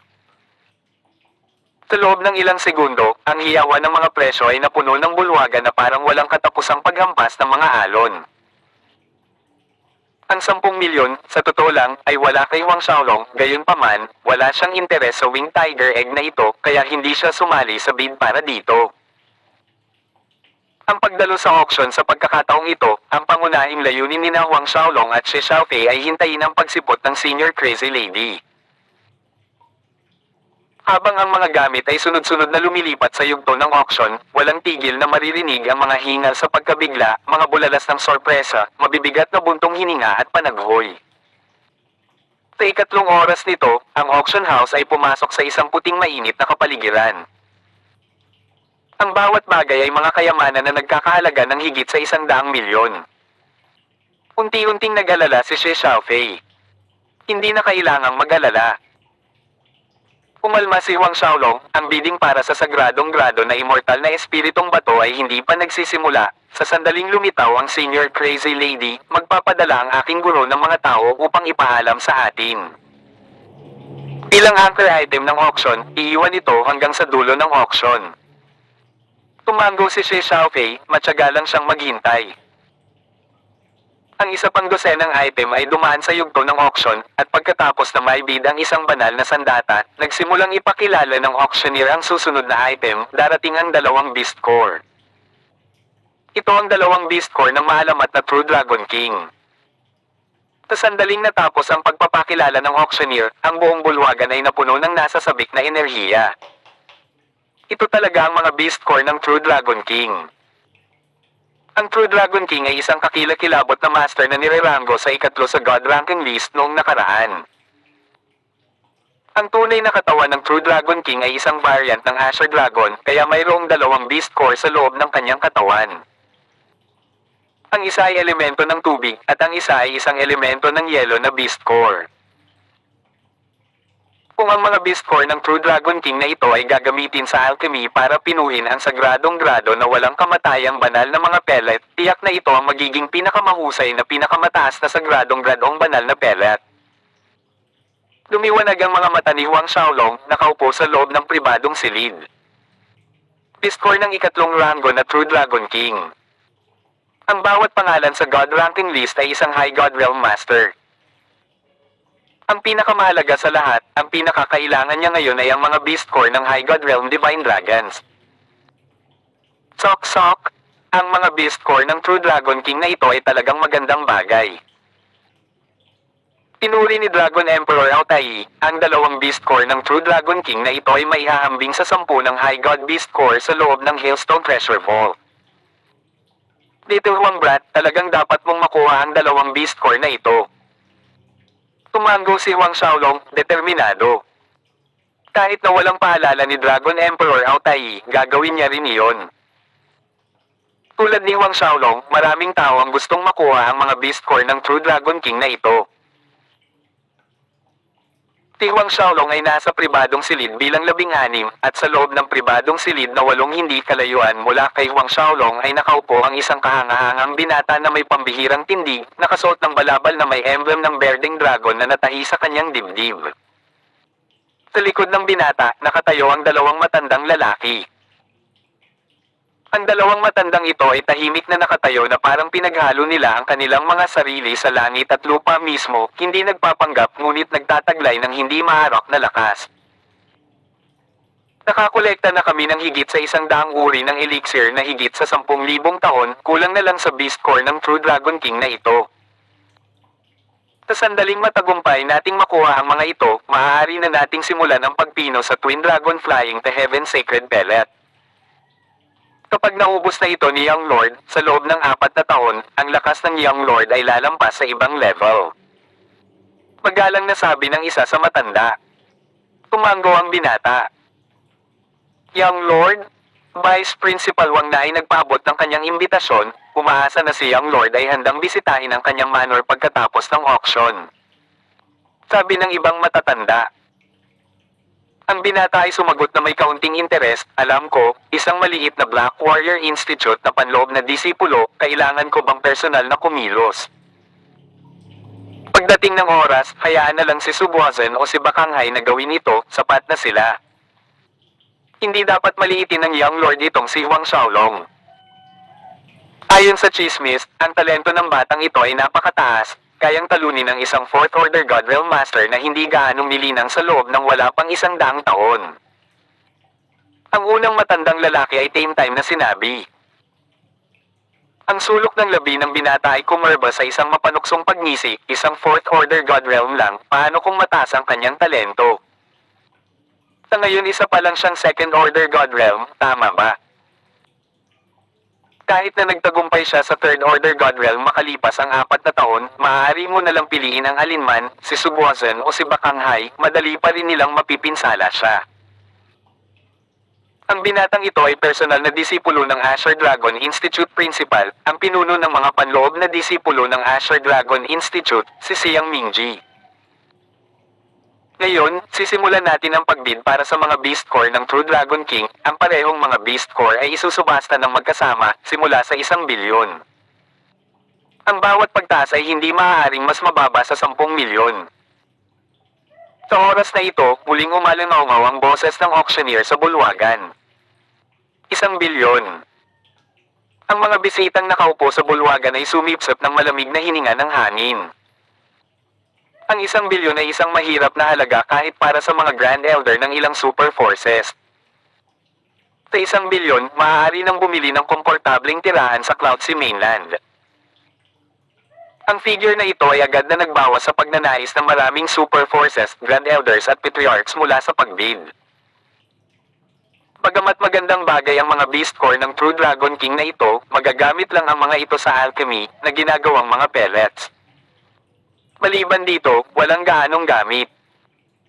At muli, kailan pa naging napakadaling pinuhin ang isang sagradong gradong banal na pellet. Hindi sa banggitin ang katotohanan na kailangan nito ng isang malaking bilang ng 10,000 taon at higit pa sa mga halamang gamot bilang pandagdag. Biglang tumahimik ang auction hall. 2 bilyon. Nilalayo ni Siyang Mingji ang isang mabilis na conclusion na nagdoble sa presyo. Nagulat ang lahat ng tao sa bulwagan, bawat isa ay napalingon sa pribadong silid numero 8. Pribadong kwarto numero 8. Kung hindi ako nagkakamali, ito ay ang mga tao mula sa Asher Dragon Institute. Malaking reaksyon ang ipinakita ng mga panauhin sa bulwagan. Sa private room number 6, medyo nagulat si Huang Xiaolong nang marinig ito. Asher Dragon Institute. Isang maliit na ngiti ang sumili sa kanyang mukha, nakakatuwa. 3 bilyon. Habang ang lahat ay nagre-react pa rin sa Asher Dragon Institute, ang boses ni Huang Xiaolong ay pumutol sa ingay sa bulwagan, tumutunog ng malutong at malinaw sa tainga ng lahat. 3 bilyon. Nang lumipat ang focus ng crowd sa private room 6, isa pang ripple ang bumaril sa crowd. Sa loob ng private room 8, bahagyang nagulat si Siyang Mingji dahil hindi niya inaasahan na may mga taong nang-aas na makipagkompetensya sa kanya. Matapos ang isang maikling segundo ng sorpresa, nagpakita siya ng isang matingkad na ngiti, mukhang ang paglalakbay na ito sa Black Warrior City ay hindi kasing purol gaya ng inaakala ko. Ito ay kawili-wili, sana ay patuloy mo akong aliwin. Sa huli, tumawag siya, 4 bilyon. 4 bilyon. Ang mga tao sa ibaba ay muling sumipsip ng malamig na hangin. Kabaliwan. Ang mga ito ay mga beast core lamang ng True Dragon King, hindi ang aktwal na katawan mismo. Sa karamihan, maaari itong makakuha ng higit sa 2 bilyon. 4 na bilyon ay lumampas na sa halaga nito ng doble. 10 bilyon. Habang ang mga tao sa ibaba ay nabigla sa kaluluwa sa 4 na bilyon, ang mahinahong boses ni Huang Xiaolong ay umalangaw-ngaw. 10 bilyon. Sa pagkakataong ito, ang auction hall ay tumahimik. Tawag. I-prick. I-click. I-subscribe kwentong nobela. Hindi magagapi. Tagalog Translator, Andy Dors, Kabanata 577. Napakataas na presyo na nakakapanghina ng lupa. Ang halaga ay halos nabigla sa ilan sa kasalukuyang mga Grand Elder at Patriarch ng unang ranggo na puwersa hanggang sa kanilang kamatayan. Maging ang mga Grand Elder at Patriarch ng mga Super Force na nakaupo sa loob ng mga pribadong silid sa itaas ay halos lumabas ang mga eyeball sa kanilang mga socket. Nakakamatay pa rin ang auction hall, napakatahimik na kahit ang patak ng karayom ay maririnig. Sa loob ng private room number 6, si Huang Xiaolong ay may mapanlinlang na ngiti sa kanyang mukha habang hinihintay niya kung ang tao sa loob ng pribadong room number 8 ay susunod o hindi. Gusto mong ikumpara ang laki ng wallet? Hey, ang kulang sa kanya sa lahat ay ang Xuanwo coins. Sa katunayan, tunay na naramdaman ni Huang Xiaolong na napakakaunting mga lugar kung saan maaari niyang gugulin ang mga ito. Higit pa rito, natural na wala siyang magandang impresyon sa mga tao mula sa Asher Dragon Institute. Dahil nagkabanggaan sila dito, baka kunin niya ang pagkakataon na kainisan ng kaunti ang kabilang panig. Sa pribadong silid numero 8, ang mga mata ni Siyang Mingji ay mapanganib na pumikit sa 2 manipis na hiwa, 2 nakatusok na kislap na hindi napapansin. 10 bilyon. Bagamat nakatagpo siya ng ilang sinaunang mga tirahan ng cultivation ng mga masters at malayong kulang sa pera, ang presyong ito ay nagawang masira siya. Pumunta ka at alamin kung sino ang nasa pribadong kwarto number 6. Malamig na itinuro ni Siyang Mingji sa isa sa mga matandang lalaki na nakatayo sa likuran niya. Oo, young lord. Magalang na kinilala ang mga salita ni Siyang Mingji, tumalikod ang matanda at lumabas ng silid. 11 bilyon. Tumawag si Siyang Mingji, sinira ang stagnated atmosphere sa auction hall. Ngunit malinaw na nakikita ng lahat ang makapal na umaagos na mamamatay tao na aura sa loob ng tinipong malamig na boses. Komportableng sumando si Huang Xiaolong sa upuan, hindi nawawala ang layunin ng pagpatay sa kabilang panig. Walang pinalampas, sumigaw siya, 20 bilyon. 20 bilyon. Ilang mabagsik na kalabog ang narinig na nagmumula sa auction hall sa ibaba dahil sa ilang mga Grand Elder at Patriarch ng unang ranggo ng mga puwersa na tulala na dumula sa kanilang mga upuan sa sahig dahil sa pagkamangha. Ang ilang elder ng middle-ranking forces at mga pamilya ay halos hindi makontrol ang kanilang mga puso mula sa paglukso mula sa kanilang mga dibdib. E sino ang nasa private room number 6? 20 billion. Ulalas ng isang first-rank force family na si Elder. Sa pagbanggit ng 20 bilyon, nauutol ang kanyang dila. Private Room 6. Dapat ang personal na disipulo ng Black Warrior Institute Principal, si Huang Xiaolong. Huang Xiaolong. Paano magkakaroon ng napakaraming pera si Huang Xiaolong? Dumating ba ang Institute Principal upang makipagkompetensya para sa mga Beast Core ng True Dragon King, pinayagan lamang ang kanyang disipulo na magbid sa ibabaw. Ang kayamanan ng Black Warrior Institute Principal ay maaaring malunod sa isang tao hanggang sa mamatay. Ang mga tao sa ibaba ay tumugon ng may pagdududa at pagtataka. Nang marinig ang mga salitang dumaan sa pagitan ng mga tao sa ibaba, isang mapait na ngiti ang lumitaw sa mukha ni Huang Xiaolong habang nagbibiro si Shi Xiaofei, mukhang walang naniniwala na si Kuya Huang ay may napakaraming pera. Gayunpaman, ito rin ay isang magandang hindi pagkakaunawaan na pumipigil sa iba na mag-isip ng malalim sa pinagmulan ng kanyang kayamanan. Kung hindi, ang isang karaniwang Black Warrior Institute na panloob na disipulo na may kakayahang kumuha ng 20 bilyong xuanwo na barya upang magbid para sa isang bagay ay walang alinlangan na magtataas ng maraming mausisan na kilay. Kung ito ay ang principal ng institute, kung gayon ang lahat ay madaling naipaliwanag. Sa private room number 8, bahagyang nanginginig ang mga kalamnan ng mukha ni Xiang Mingji. 20 bilyon. Ang kanyang mga kamay ay walang kamalay-malay na nakakuyong sa mga kamao habang umalingaw-ngaw na parang malalaking halo ng layunin ng pagpatay sa kanyang puso. Young Lord, nalaman ko. Ang tao sa private room number 6 ay ang disipulo ng Black Warrior Institute Principal, si Huang Xiaolong. Sa oras na ito, ang matandang lumabas upang magtanong ay bumalik, nagulat kay Xiang Mingji. Napakalungkot ng tono ni Xiang Mingji, alam ko. Ang nasa sabik na talakayan sa ibaba ay pumasok na sa kanyang pandinig, kailangan ko pa ba kayong magsumbong sa akin? Nag-aapoy ang kanyang puso, nagngangalit ang kanyang galit. 21 bilyon. Si Xiang Mingji ay literal na nagngangalit ang kanyang mga ngipin na tinatawag ang kanyang bid. Determinado siyang makuha ang mga Beast Core ng True Dragon King na ito. Kung hindi, ang lahat ng kanyang pagsisikap at oras na ginugol sa pagkolekta ng higit sa 100 iba't ibang mga halamang gamot na higit sa 10,000 taong gulang ay magiging walang kabuluhan. Huling tumahimik ang umalingaw-ngaw na auction hall. Nang makitang nagpa siya ang kabilang panig na sundin ang kanyang bid, lumingon si Huang Xiaolong kay Shi Xiaofei na nagsasabing, sa tuwing nagdaragdag lamang sila ng 1 bilyon sa presyo, ang mga tao mula sa Asher Dragon Institute ay napakakuripot. Tinadya ni Huang Xiaolong na hindi itago ang kanyang boses, kaya lahat sa auction hall at malinaw na narinig ng private rooms ang sinabi niya. Tuwing 1 bilyon lang ang dagdag sa presyo, kuripot. Maaaring isipin ng isang tao ang napakaraming ekspresyon ng mga tao sa paligid na marinig ito. Ang mga salitang iyon ay halos mapasok si Xiang Mingji ng dugo. 30 bilyon. Nang mukhang malapit ng samuka ng dugo si Xiang Mingji, ang hindi nagmamadaling boses ni Huang Xiaolong ay tumunog na parang ang sinasabi niya ay hindi 30 billion, kundi 300 xuanwo coins. 30 billion. Dinig na dinig ng mga nasa auction hall ang tibok ng kanilang mga puso na parang tambol ng digmaan sa kanilang mga tainga. Isang first-rank force na disipulo na may sakit sa puso ang naimitay, nakahawak sa kanyang dibdib. Napuno ng kakaibang kapaligiran ang auction hall. Ang ekspresyon ni Xiang Mingji ay sobrang pangit, ang galit ay sumabog sa kanyang mga mata na parang isang mabangis na hayop na malapit ng magmukmak. Wang Xiaolong. Ang bawat pantig ay lumabas na may labis na kahirapan. Bumagsak ng husto ang temperatura sa private room number 8. Young Lord, dapat ba nating kalimutan ito? Tinubukan siya ng isa sa mga matandang nasa likuran niya.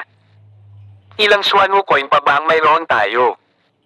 Tanong ni Siang Mingji pagkatapos huminga ng malalim.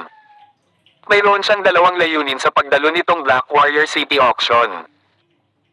Ang isa sa kanila ay ang mga Beast Core ng True Dragon King at ang isa ay walang iba kundi ang sagradong grado na immortal na espiritong bato. Pinabawasan ang mga bagay na binili natin kanina, mayroon tayong higit sa 46 na bilyon, sagot ng isa pang matanda, ngunit kung ipipilit nating bilhin ang Beast Core ng True Dragon King, natatakot ako na hindi tayo magkakaroon ng sapat. Upang makuha ang sagradong grado na walang kamatayang espiritong bato. Lubhang madilim ang mukha ni Siang Mingji. Pagdating sa Black Warrior City sa pagkakataong ito, nagdala sila ng higit sa 50 bilyon. Sa una, bago sila umalis, inakala niya na 50 bilyon ay higit pa sa sapat upang makumplito ang kanyang dalawang layunin. Pagkuha ng parehong Beast Core ng True Dragon King pati na rin ang Sacred Grade Immortal Spirit Stone. Gayunpaman, hindi niya inaasahan na tatakbo siya sa ganitong sitwasyon.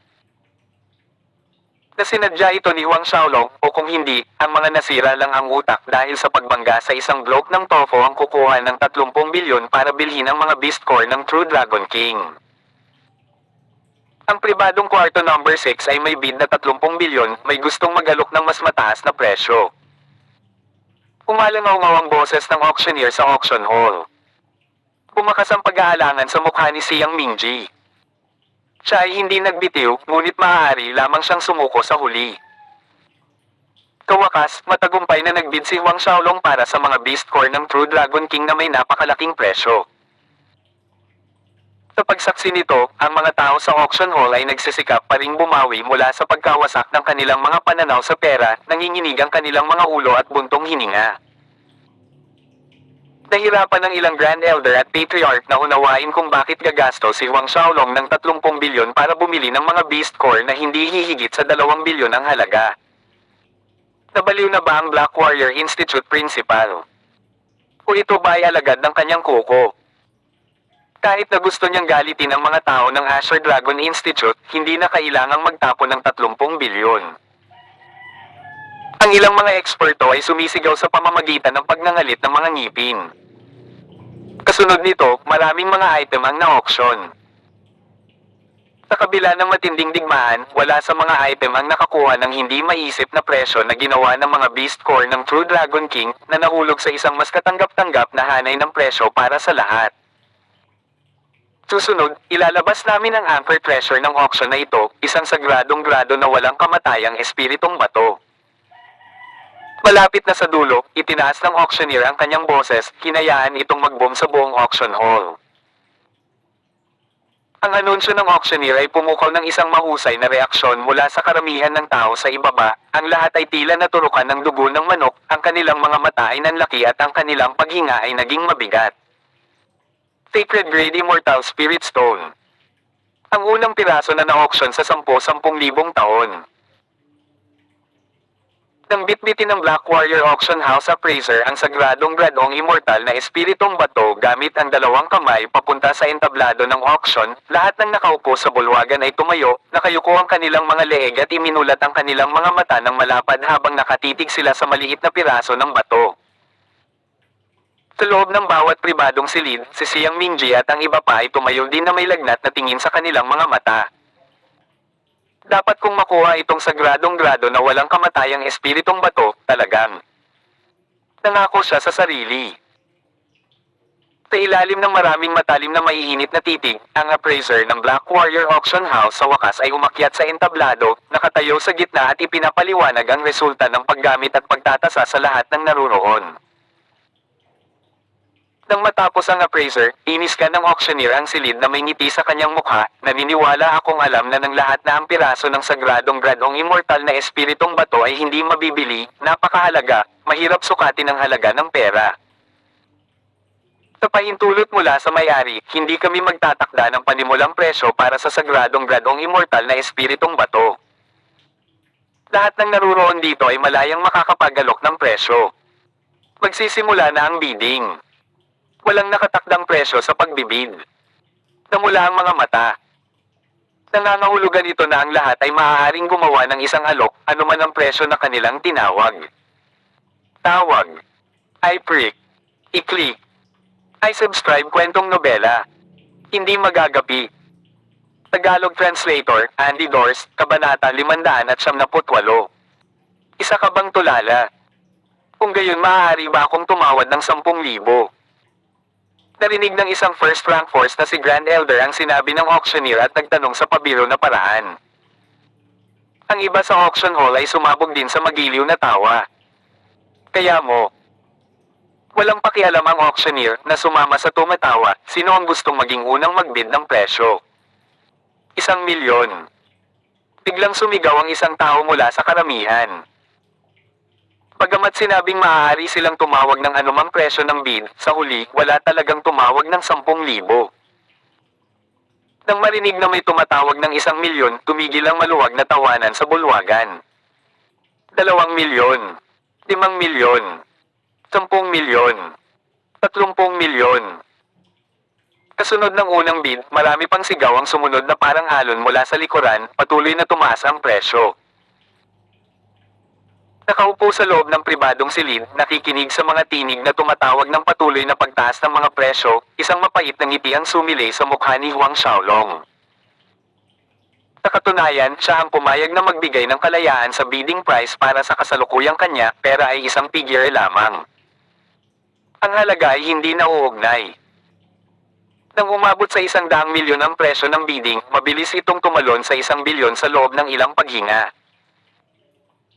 Nang umabot ito sa 1,000,000,000, nagsimula na ring sumama ang mga super forces na pamilya na nanonood mula sa mga pribadong silid sa siklab ng pagbibid, na naging dahilan para maging mas matalim ang mga ito. Mas mabangis. 10,000,000,000. Mula sa pribadong silid 8, ang boses ng Asher Dragon na si Siang Minji ay tumunog.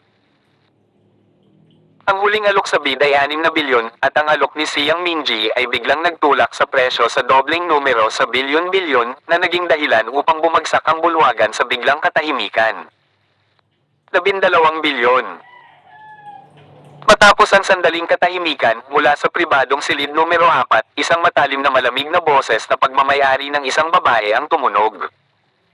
15 bilyon. Tigaw ng nasa loob ng private number room 3. 20 bilyon. Isang matalim na kinang lumiwanag sa mga mata ni Siang Minji. 22 bilyon. Nanggaling ang boses sa private room 5. Matapos ang presyo ay lumampas sa 10 bilyon, ang ilan sa mga unang ranggo na puwersa at mga pamilyang nakaupo sa auction hall ay tumigil sa pakikipagkompetensya. Mabilis na tumaas ang presyo, lumampas sa 20 bilyon. Nakaupo sa loob ng kanyang pribadong silid, nakasimangot si Huang Xiaolong sa kabila ng patuloy na pagtaas ng presyong inaalok. Hindi kaya nabighani ang Senior Crazy Lady sa auction para sa sagradong grado na immortal na espiritong bato at sa makatuwid ay hindi dumating. Kung ito ang kaso, natalo nito ang layunin na kunin niya ang sagradong grado na immortal na espiritong bato para sa auction na ito. Bahagyang pinisil ni Huang Xiaolong ang kamay ni Xie Xiaofei, ang kanyang mga mata ay naghahatid ng pagsisisi. Umiling si Xie Xiaofei, binigyan siya ng nakakaaliw ng ngiti, ayos lang. Kahit na hindi dumating ang Senior Crazy Lady, masigasig pa rin akong maglilinang para magising ko ang aking Pure Luminance Enlightened Buddha Physique. Sa pagkakataong ito ay may narinig na katok mula sa pintuan ng kanilang pribadong silid. Pasok ka. Pinahintulutan ni Huang Xiaolong. Ang taong pumasok ay isa sa mga supervisor ng auction house.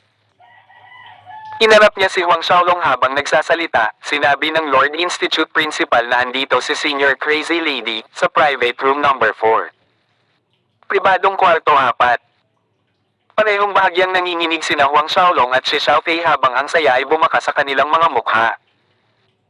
Hanggat nagpakita ang Senior Crazy Lady, ang iba pang bagay ay magiging mas madali. Makalipas ang ilang sandali, umabot sa 50 bilyon ang presyo ng bidding para sa sagradong grado na immortal na espiritong bato. 50 bilyon na ang lumampas sa panloob na limitasyon na itinakda ng mga ninuno at patriarch ng maraming super forces. Sa kabila noon, may mga taong handang mag-alok ng mas mataas pa rin. Sa loob ng private room number 8, ang mukha ni Siang Mingji ay malungkot sa sukdulan. Sa pagkakataong ito, 50 bilyon pa lang ang dala niya, kapag lumagpas na sa range ang offer, sumuko na lang siya. Pero, ayaw niyang sumuko ng ganito. Dumating siya sa Black Warrior City na puno ng kumpiyansa na ibalik ang Beast Core ng True Dragon King pati na rin ang Sacred Grade Immortal Spirit Stone, ngunit ngayon, hindi lang siya nabigo na makuha ang sagradong Grade Immortal Spirit Stone, maging ang True Dragon. Ang mga Beast Core ni King ay lumipad mula sa kanyang kamay. Yung Huang Xiaolong yon. Ang Huang Xiaolong na iyon. Ang mga mata ni Siang Mingji ay naging eskarlata, habang iniisip iyon, mas lalong lumakas ang kanyang puot. Ang lahat ay kasalanan ni Huang Xiaolong.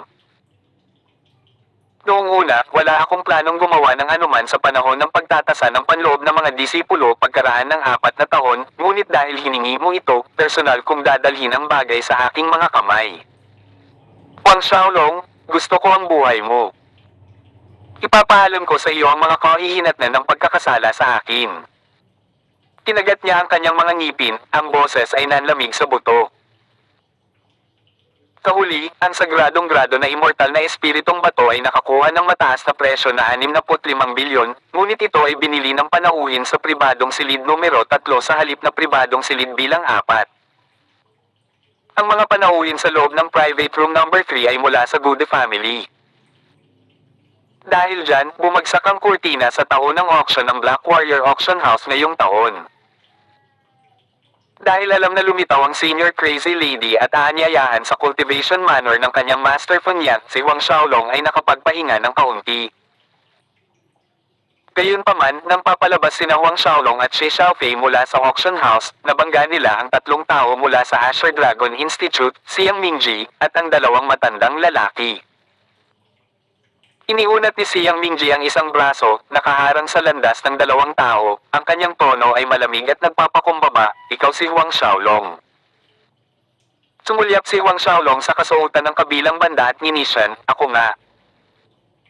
Ang isang mabuting aso ay hindi humaharang sa landas, kung wala nang iba pa, mangyaring lumayo. Ang 2 matandang lalaki sa likod ni Siang Mingji ay agad na nagalit. Samantalang ang mukha ni Siang Mingji ay namumula habang ang kanyang daliri ay nanginginig na nakaturo kay Huang Xiaolong na galit, ano ang sinabi mo? Ikaw. Huang Xiaolong, noong una ay ayaw kong gumawa ng anuman sa pagtatasa ng panloob ng mga disipulo pagkaraan ng 4 na taon, ngunit ngayon, lubos mo akong pinagalitan. Makalipas ang 4 na taon, ako mismo ang maglalawa sa iyo tulad ng parang langgam ka. Ang mga taong dumaraan ay hindi maiwasang tumigil upang manood at makinig. Parang personal na disipulo ng Azure Dragon Institute Principal, si Siang Mingji. Siang Mingji. Ang tinaguriang henyo ng Azure Dragon Galaxy na pinakakalaban sa langit. Kung hindi ako mali, sinabi nila na isa na siyang 5th Order God Realm Master pagkatapos ng wala pang 100 taon ng cultivation. Nagbulungan at mamahantong hininga ang mga tao sa paligid. Nakikinig sa mga bulong sa paligid niya, malamig na tumingin si Huang Xiaolong sa kanyang tapat. Hindi niya inaasahan na ang binata sa kanyang harapan ay si Siang Mingji iyon. Tunay na gaya ng lumang kasabihan, ang mga kalaban ay nagkikita sa isang makipot na daan. Mukhang ang taong nakipag-away sa kanya para sa mga Beast Core ng True Dragon King ay ang batang ito. Sa isang paraan, naunawaan ni Huang Xiaolong kung bakit ang kabilang panig ay naasar sa kanya. Huang Xiaolong, itinuon namin ang aming mga mata sa mga Beast Core ng True Dragon King, ibenta ang mga ito sa amin ngayon at handa kaming bigyan ka ng 2 bilyon. Sa pagtatasa ng panloob ng mga disipulo pagkaraan ng 4 na taon, may liligtas ng ating batang Panginoon ang iyong buhay. Ang isa sa mga matandang lalaki na nakatayo sa likod ni Siang Mingji ay mahinang sabi habang nakatitig kay Huang Xiaolong. Anong biro? Siguradong nasira ang utak mo kakabangga ng Tyrant Board, diba? Nagbayad ako ng 30 bilyon para sa mga Beast Core ng True Dragon King at gusto mong ibenta ko ito sa iyo sa halagang 2 bilyon. Tumingin si Huang Xiaolong sa matanda na para bang nakatingin siya sa isang tulala. Idiot ka ba? Ikaw. Ang mukha ng matanda ay namula ng malalim, ang kanyang mga mata ay nagluluha ng apoy, at ang kanyang hangarin sa pagpatay ay tumago sa kalangitan. Ano? Gusto mo ng away? Humisi si Huang Xiaolong. Nasa Black Warrior City sila. Kung ang kabilang panig ay maglakas loob na kumilos, si Huang Xiaolong ay tiwala na magagawa niyang mawala ang buhay ng matandang iyon dito. Si Siyang Mingji ay kumalma na ngayon, nagtaas ng kamay upang pigilan ang matanda na kumilos ng pabigla-bigla. Nakatingin pa rin kay Huang Xiaolong na may parehong malamig na mga mata, kalmado siyang nagsalita, kahit nawala ang mga beast core ng True Dragon King, maaari pa rin kitang patagin sa parehong paraan sa pagtatasa ng panloob ng mga disipulo. Palambutin ka gamit ang isang daliri, parang langgam. Ang kanyang mga mata habang lumilipat patungo kay Shi Xiaofei sa kanyang tabi, hindi masama ang iyong babae, magsaya sa huling 4 na taon ng iyong buhay. Tara na. Umalis ang grupo ng 3 ni Siyang Mingji.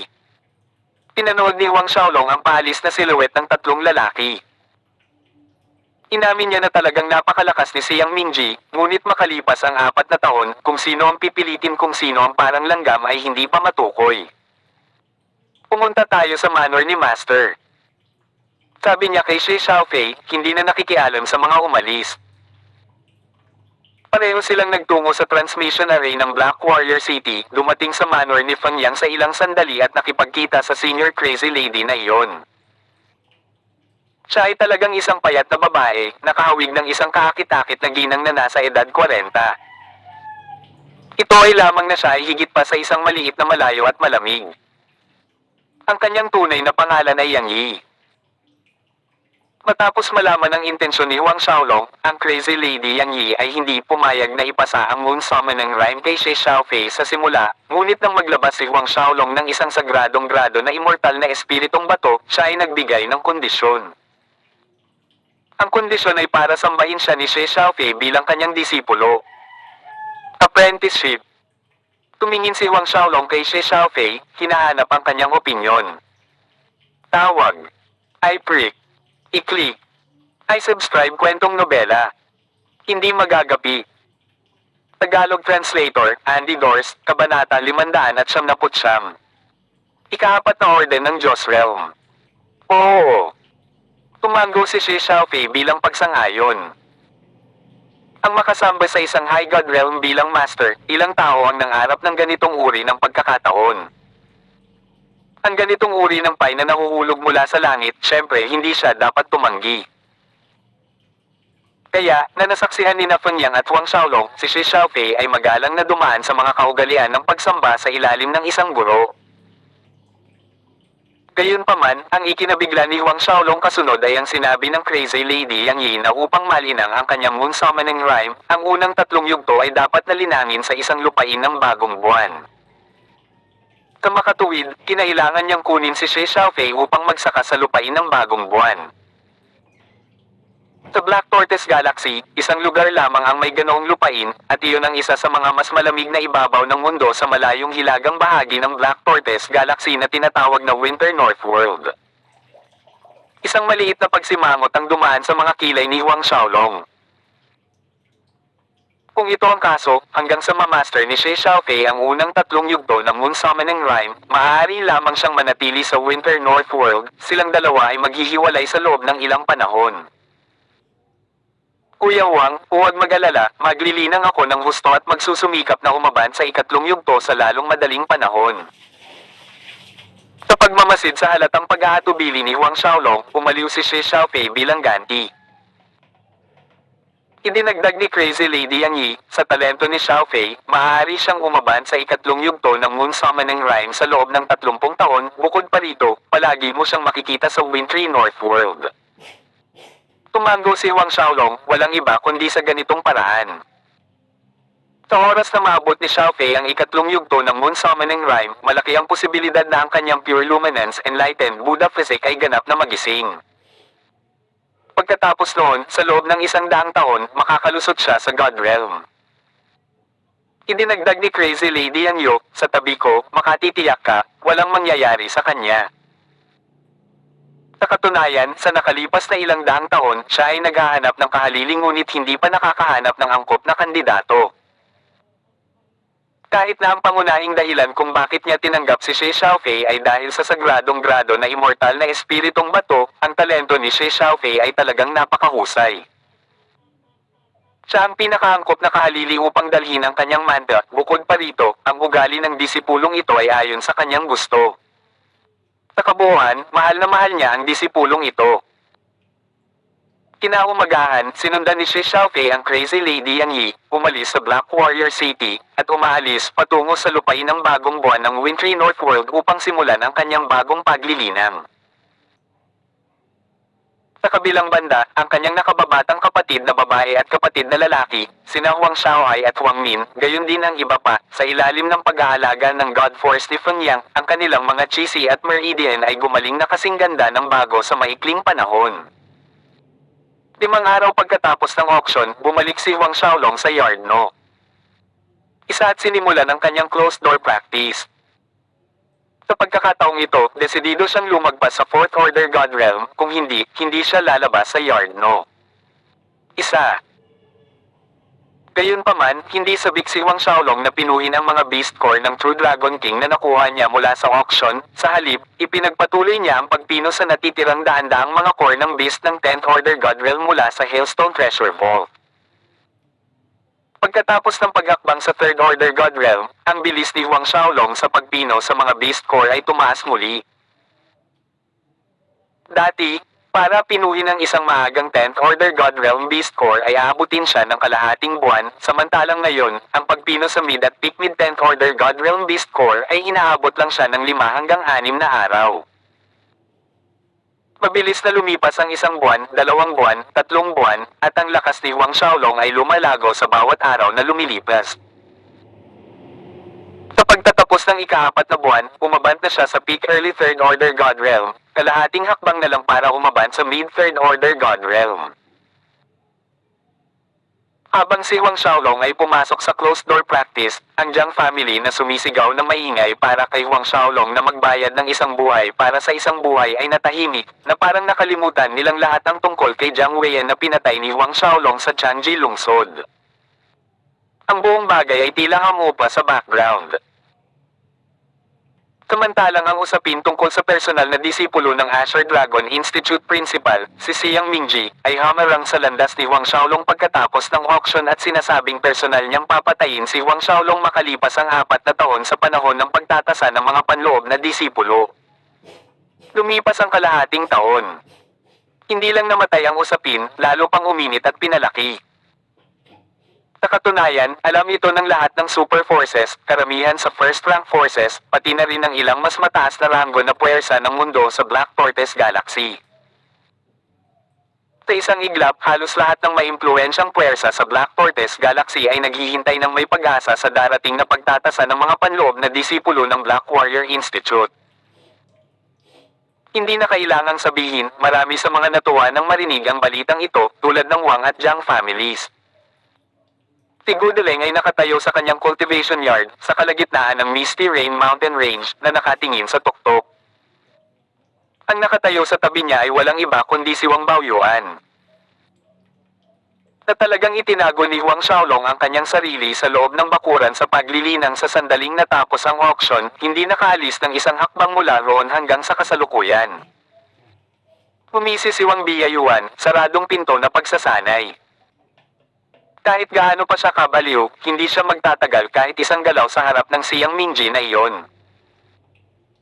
Sabihin, anong antas ang maaaring lumago ang kanyang lakas hanggang sa araw ng pagtatasa ng panloob ng mga disipulo?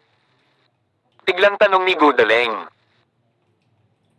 Si Wang Baoyuan noong una ay nagulat sa tanong ni Gudeleng, ngunit same time niyang sinagot, bahagyang mahigit 1 taon na ang nakalipas sa pagtatasa ng mga panlabas na disipulo, siya ay isang maagang Second Order God Realm. Bigyan siya ng 5 taon, kahit gaano siya kabaliw, maaari siyang umaban sa Third Order. Malamang. Sa huli, ang mga salita ni Wang Baoyuan ay hangina dahil sa kawalan ng katiyakan. Nagsalita si Gudeleng, kung ako ay isang maagang Second Order God Realm, sa loob ng 5 taon, ang pinakamataas na maaabot ko ay ang peak late Second Order God Realm.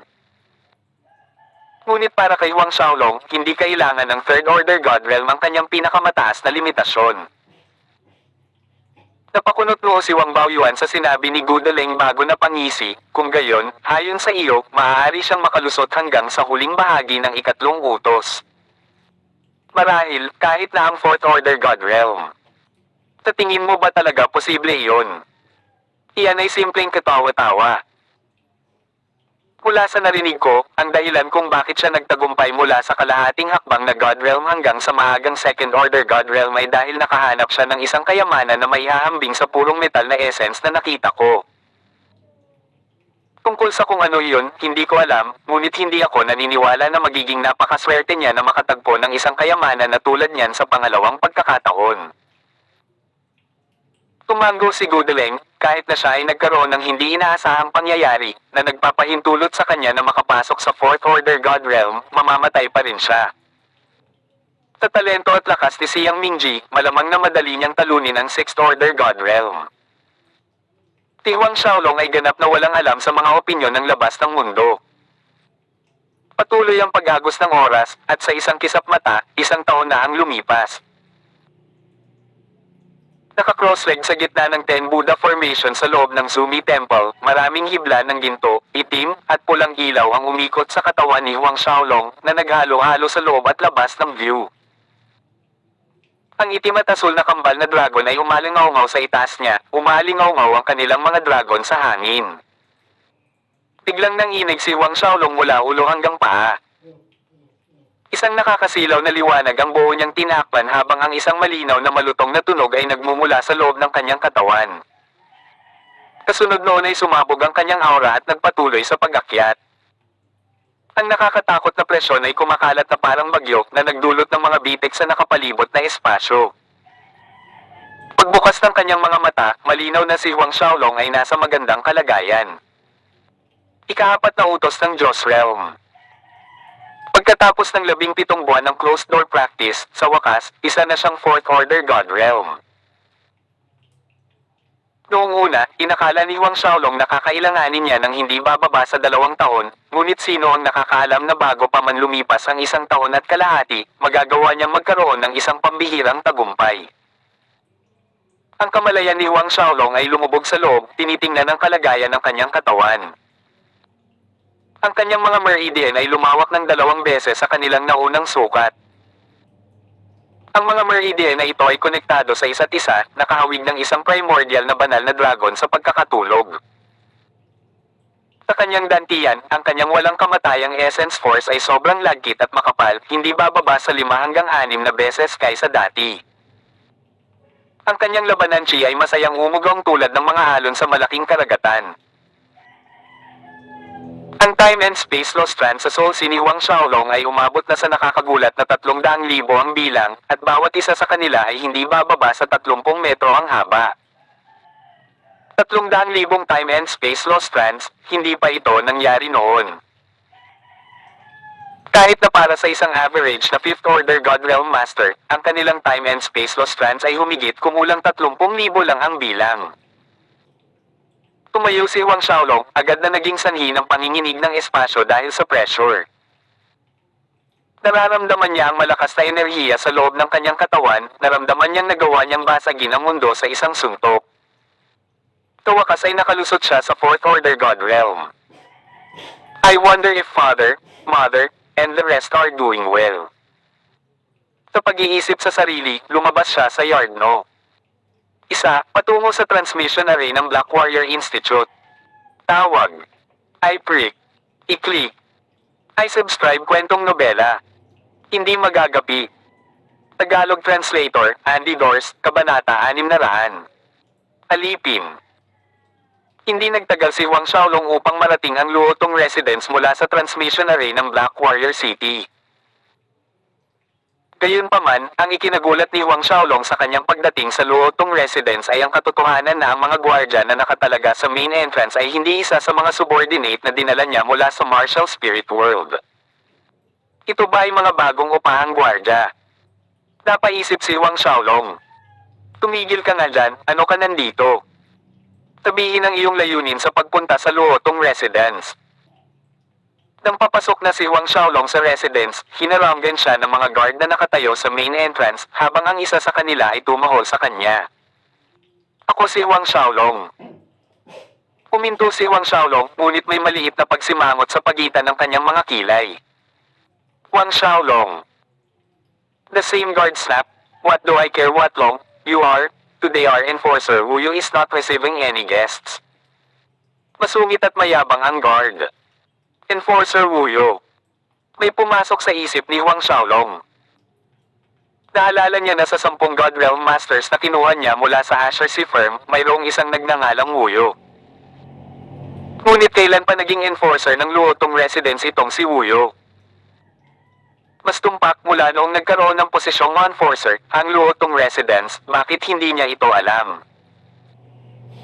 Higit sa lahat, sa paraan ng pagsasalita ng mga gwardya na ito, parang itong enforcer Wu Yu ang tunay na may-ari ng Luotong Residence. Sa kasalukuyan, hindi suot ni Huang Xiaolong ang kanyang inner disciple robe ng Black Warrior Institute, kaya natural na kinuha ng 4 na gwardya si Huang Xiaolong bilang isang ordinaryong God Realm Warrior na dumating para maghanap ng posisyong bantay. Tiningnan ni Huang Xiaolong ang 4 na gwardya bago binuksan ang Eye of Hell sa kanyang noo. Sa isang iglap, lahat ng nangyayari sa loob ng Luotong Residence ay pumasok sa saklaw ng paningin ng kanyang Eye of Hell.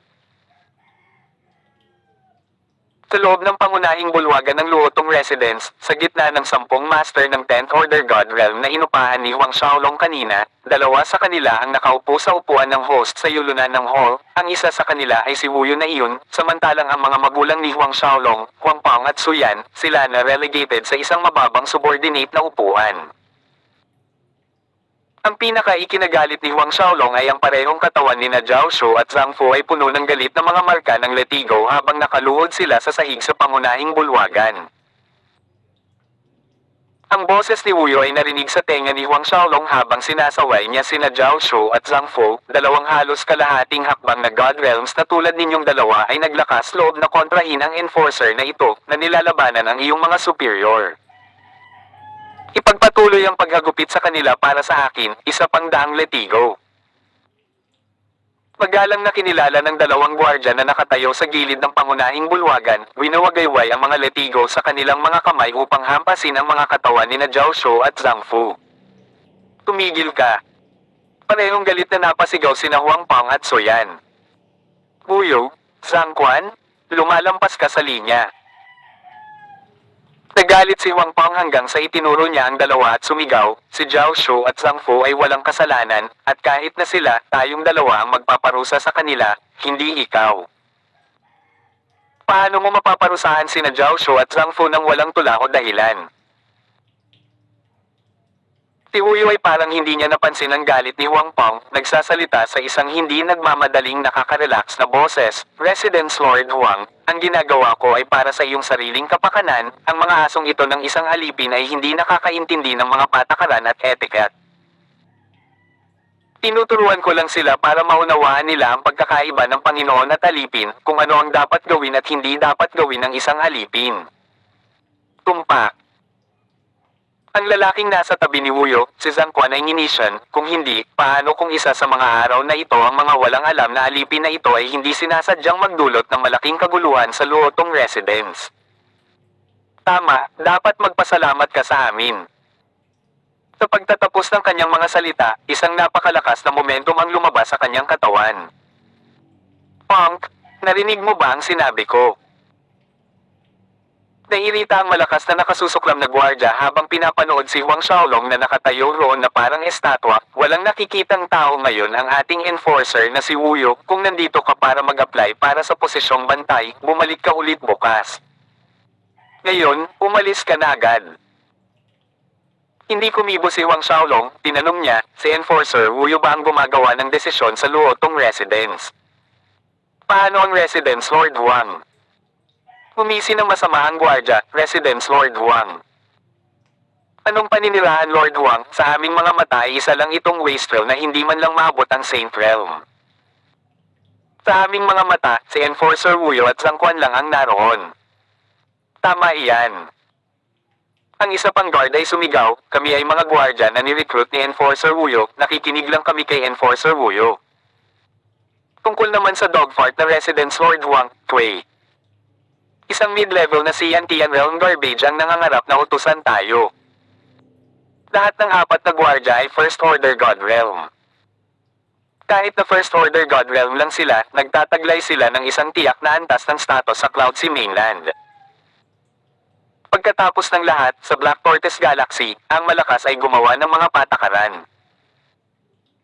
Lahat ng apat na gwardya ay bagong recruit sa Luotong Residence, ngunit ito rin ang katotohanan na hindi nila inilagay ang tinatawag na Residence Lord sa kanilang mga mata. Dahil ganoon iyon, hindi mo na kailangang manatili sa Luotong Residence.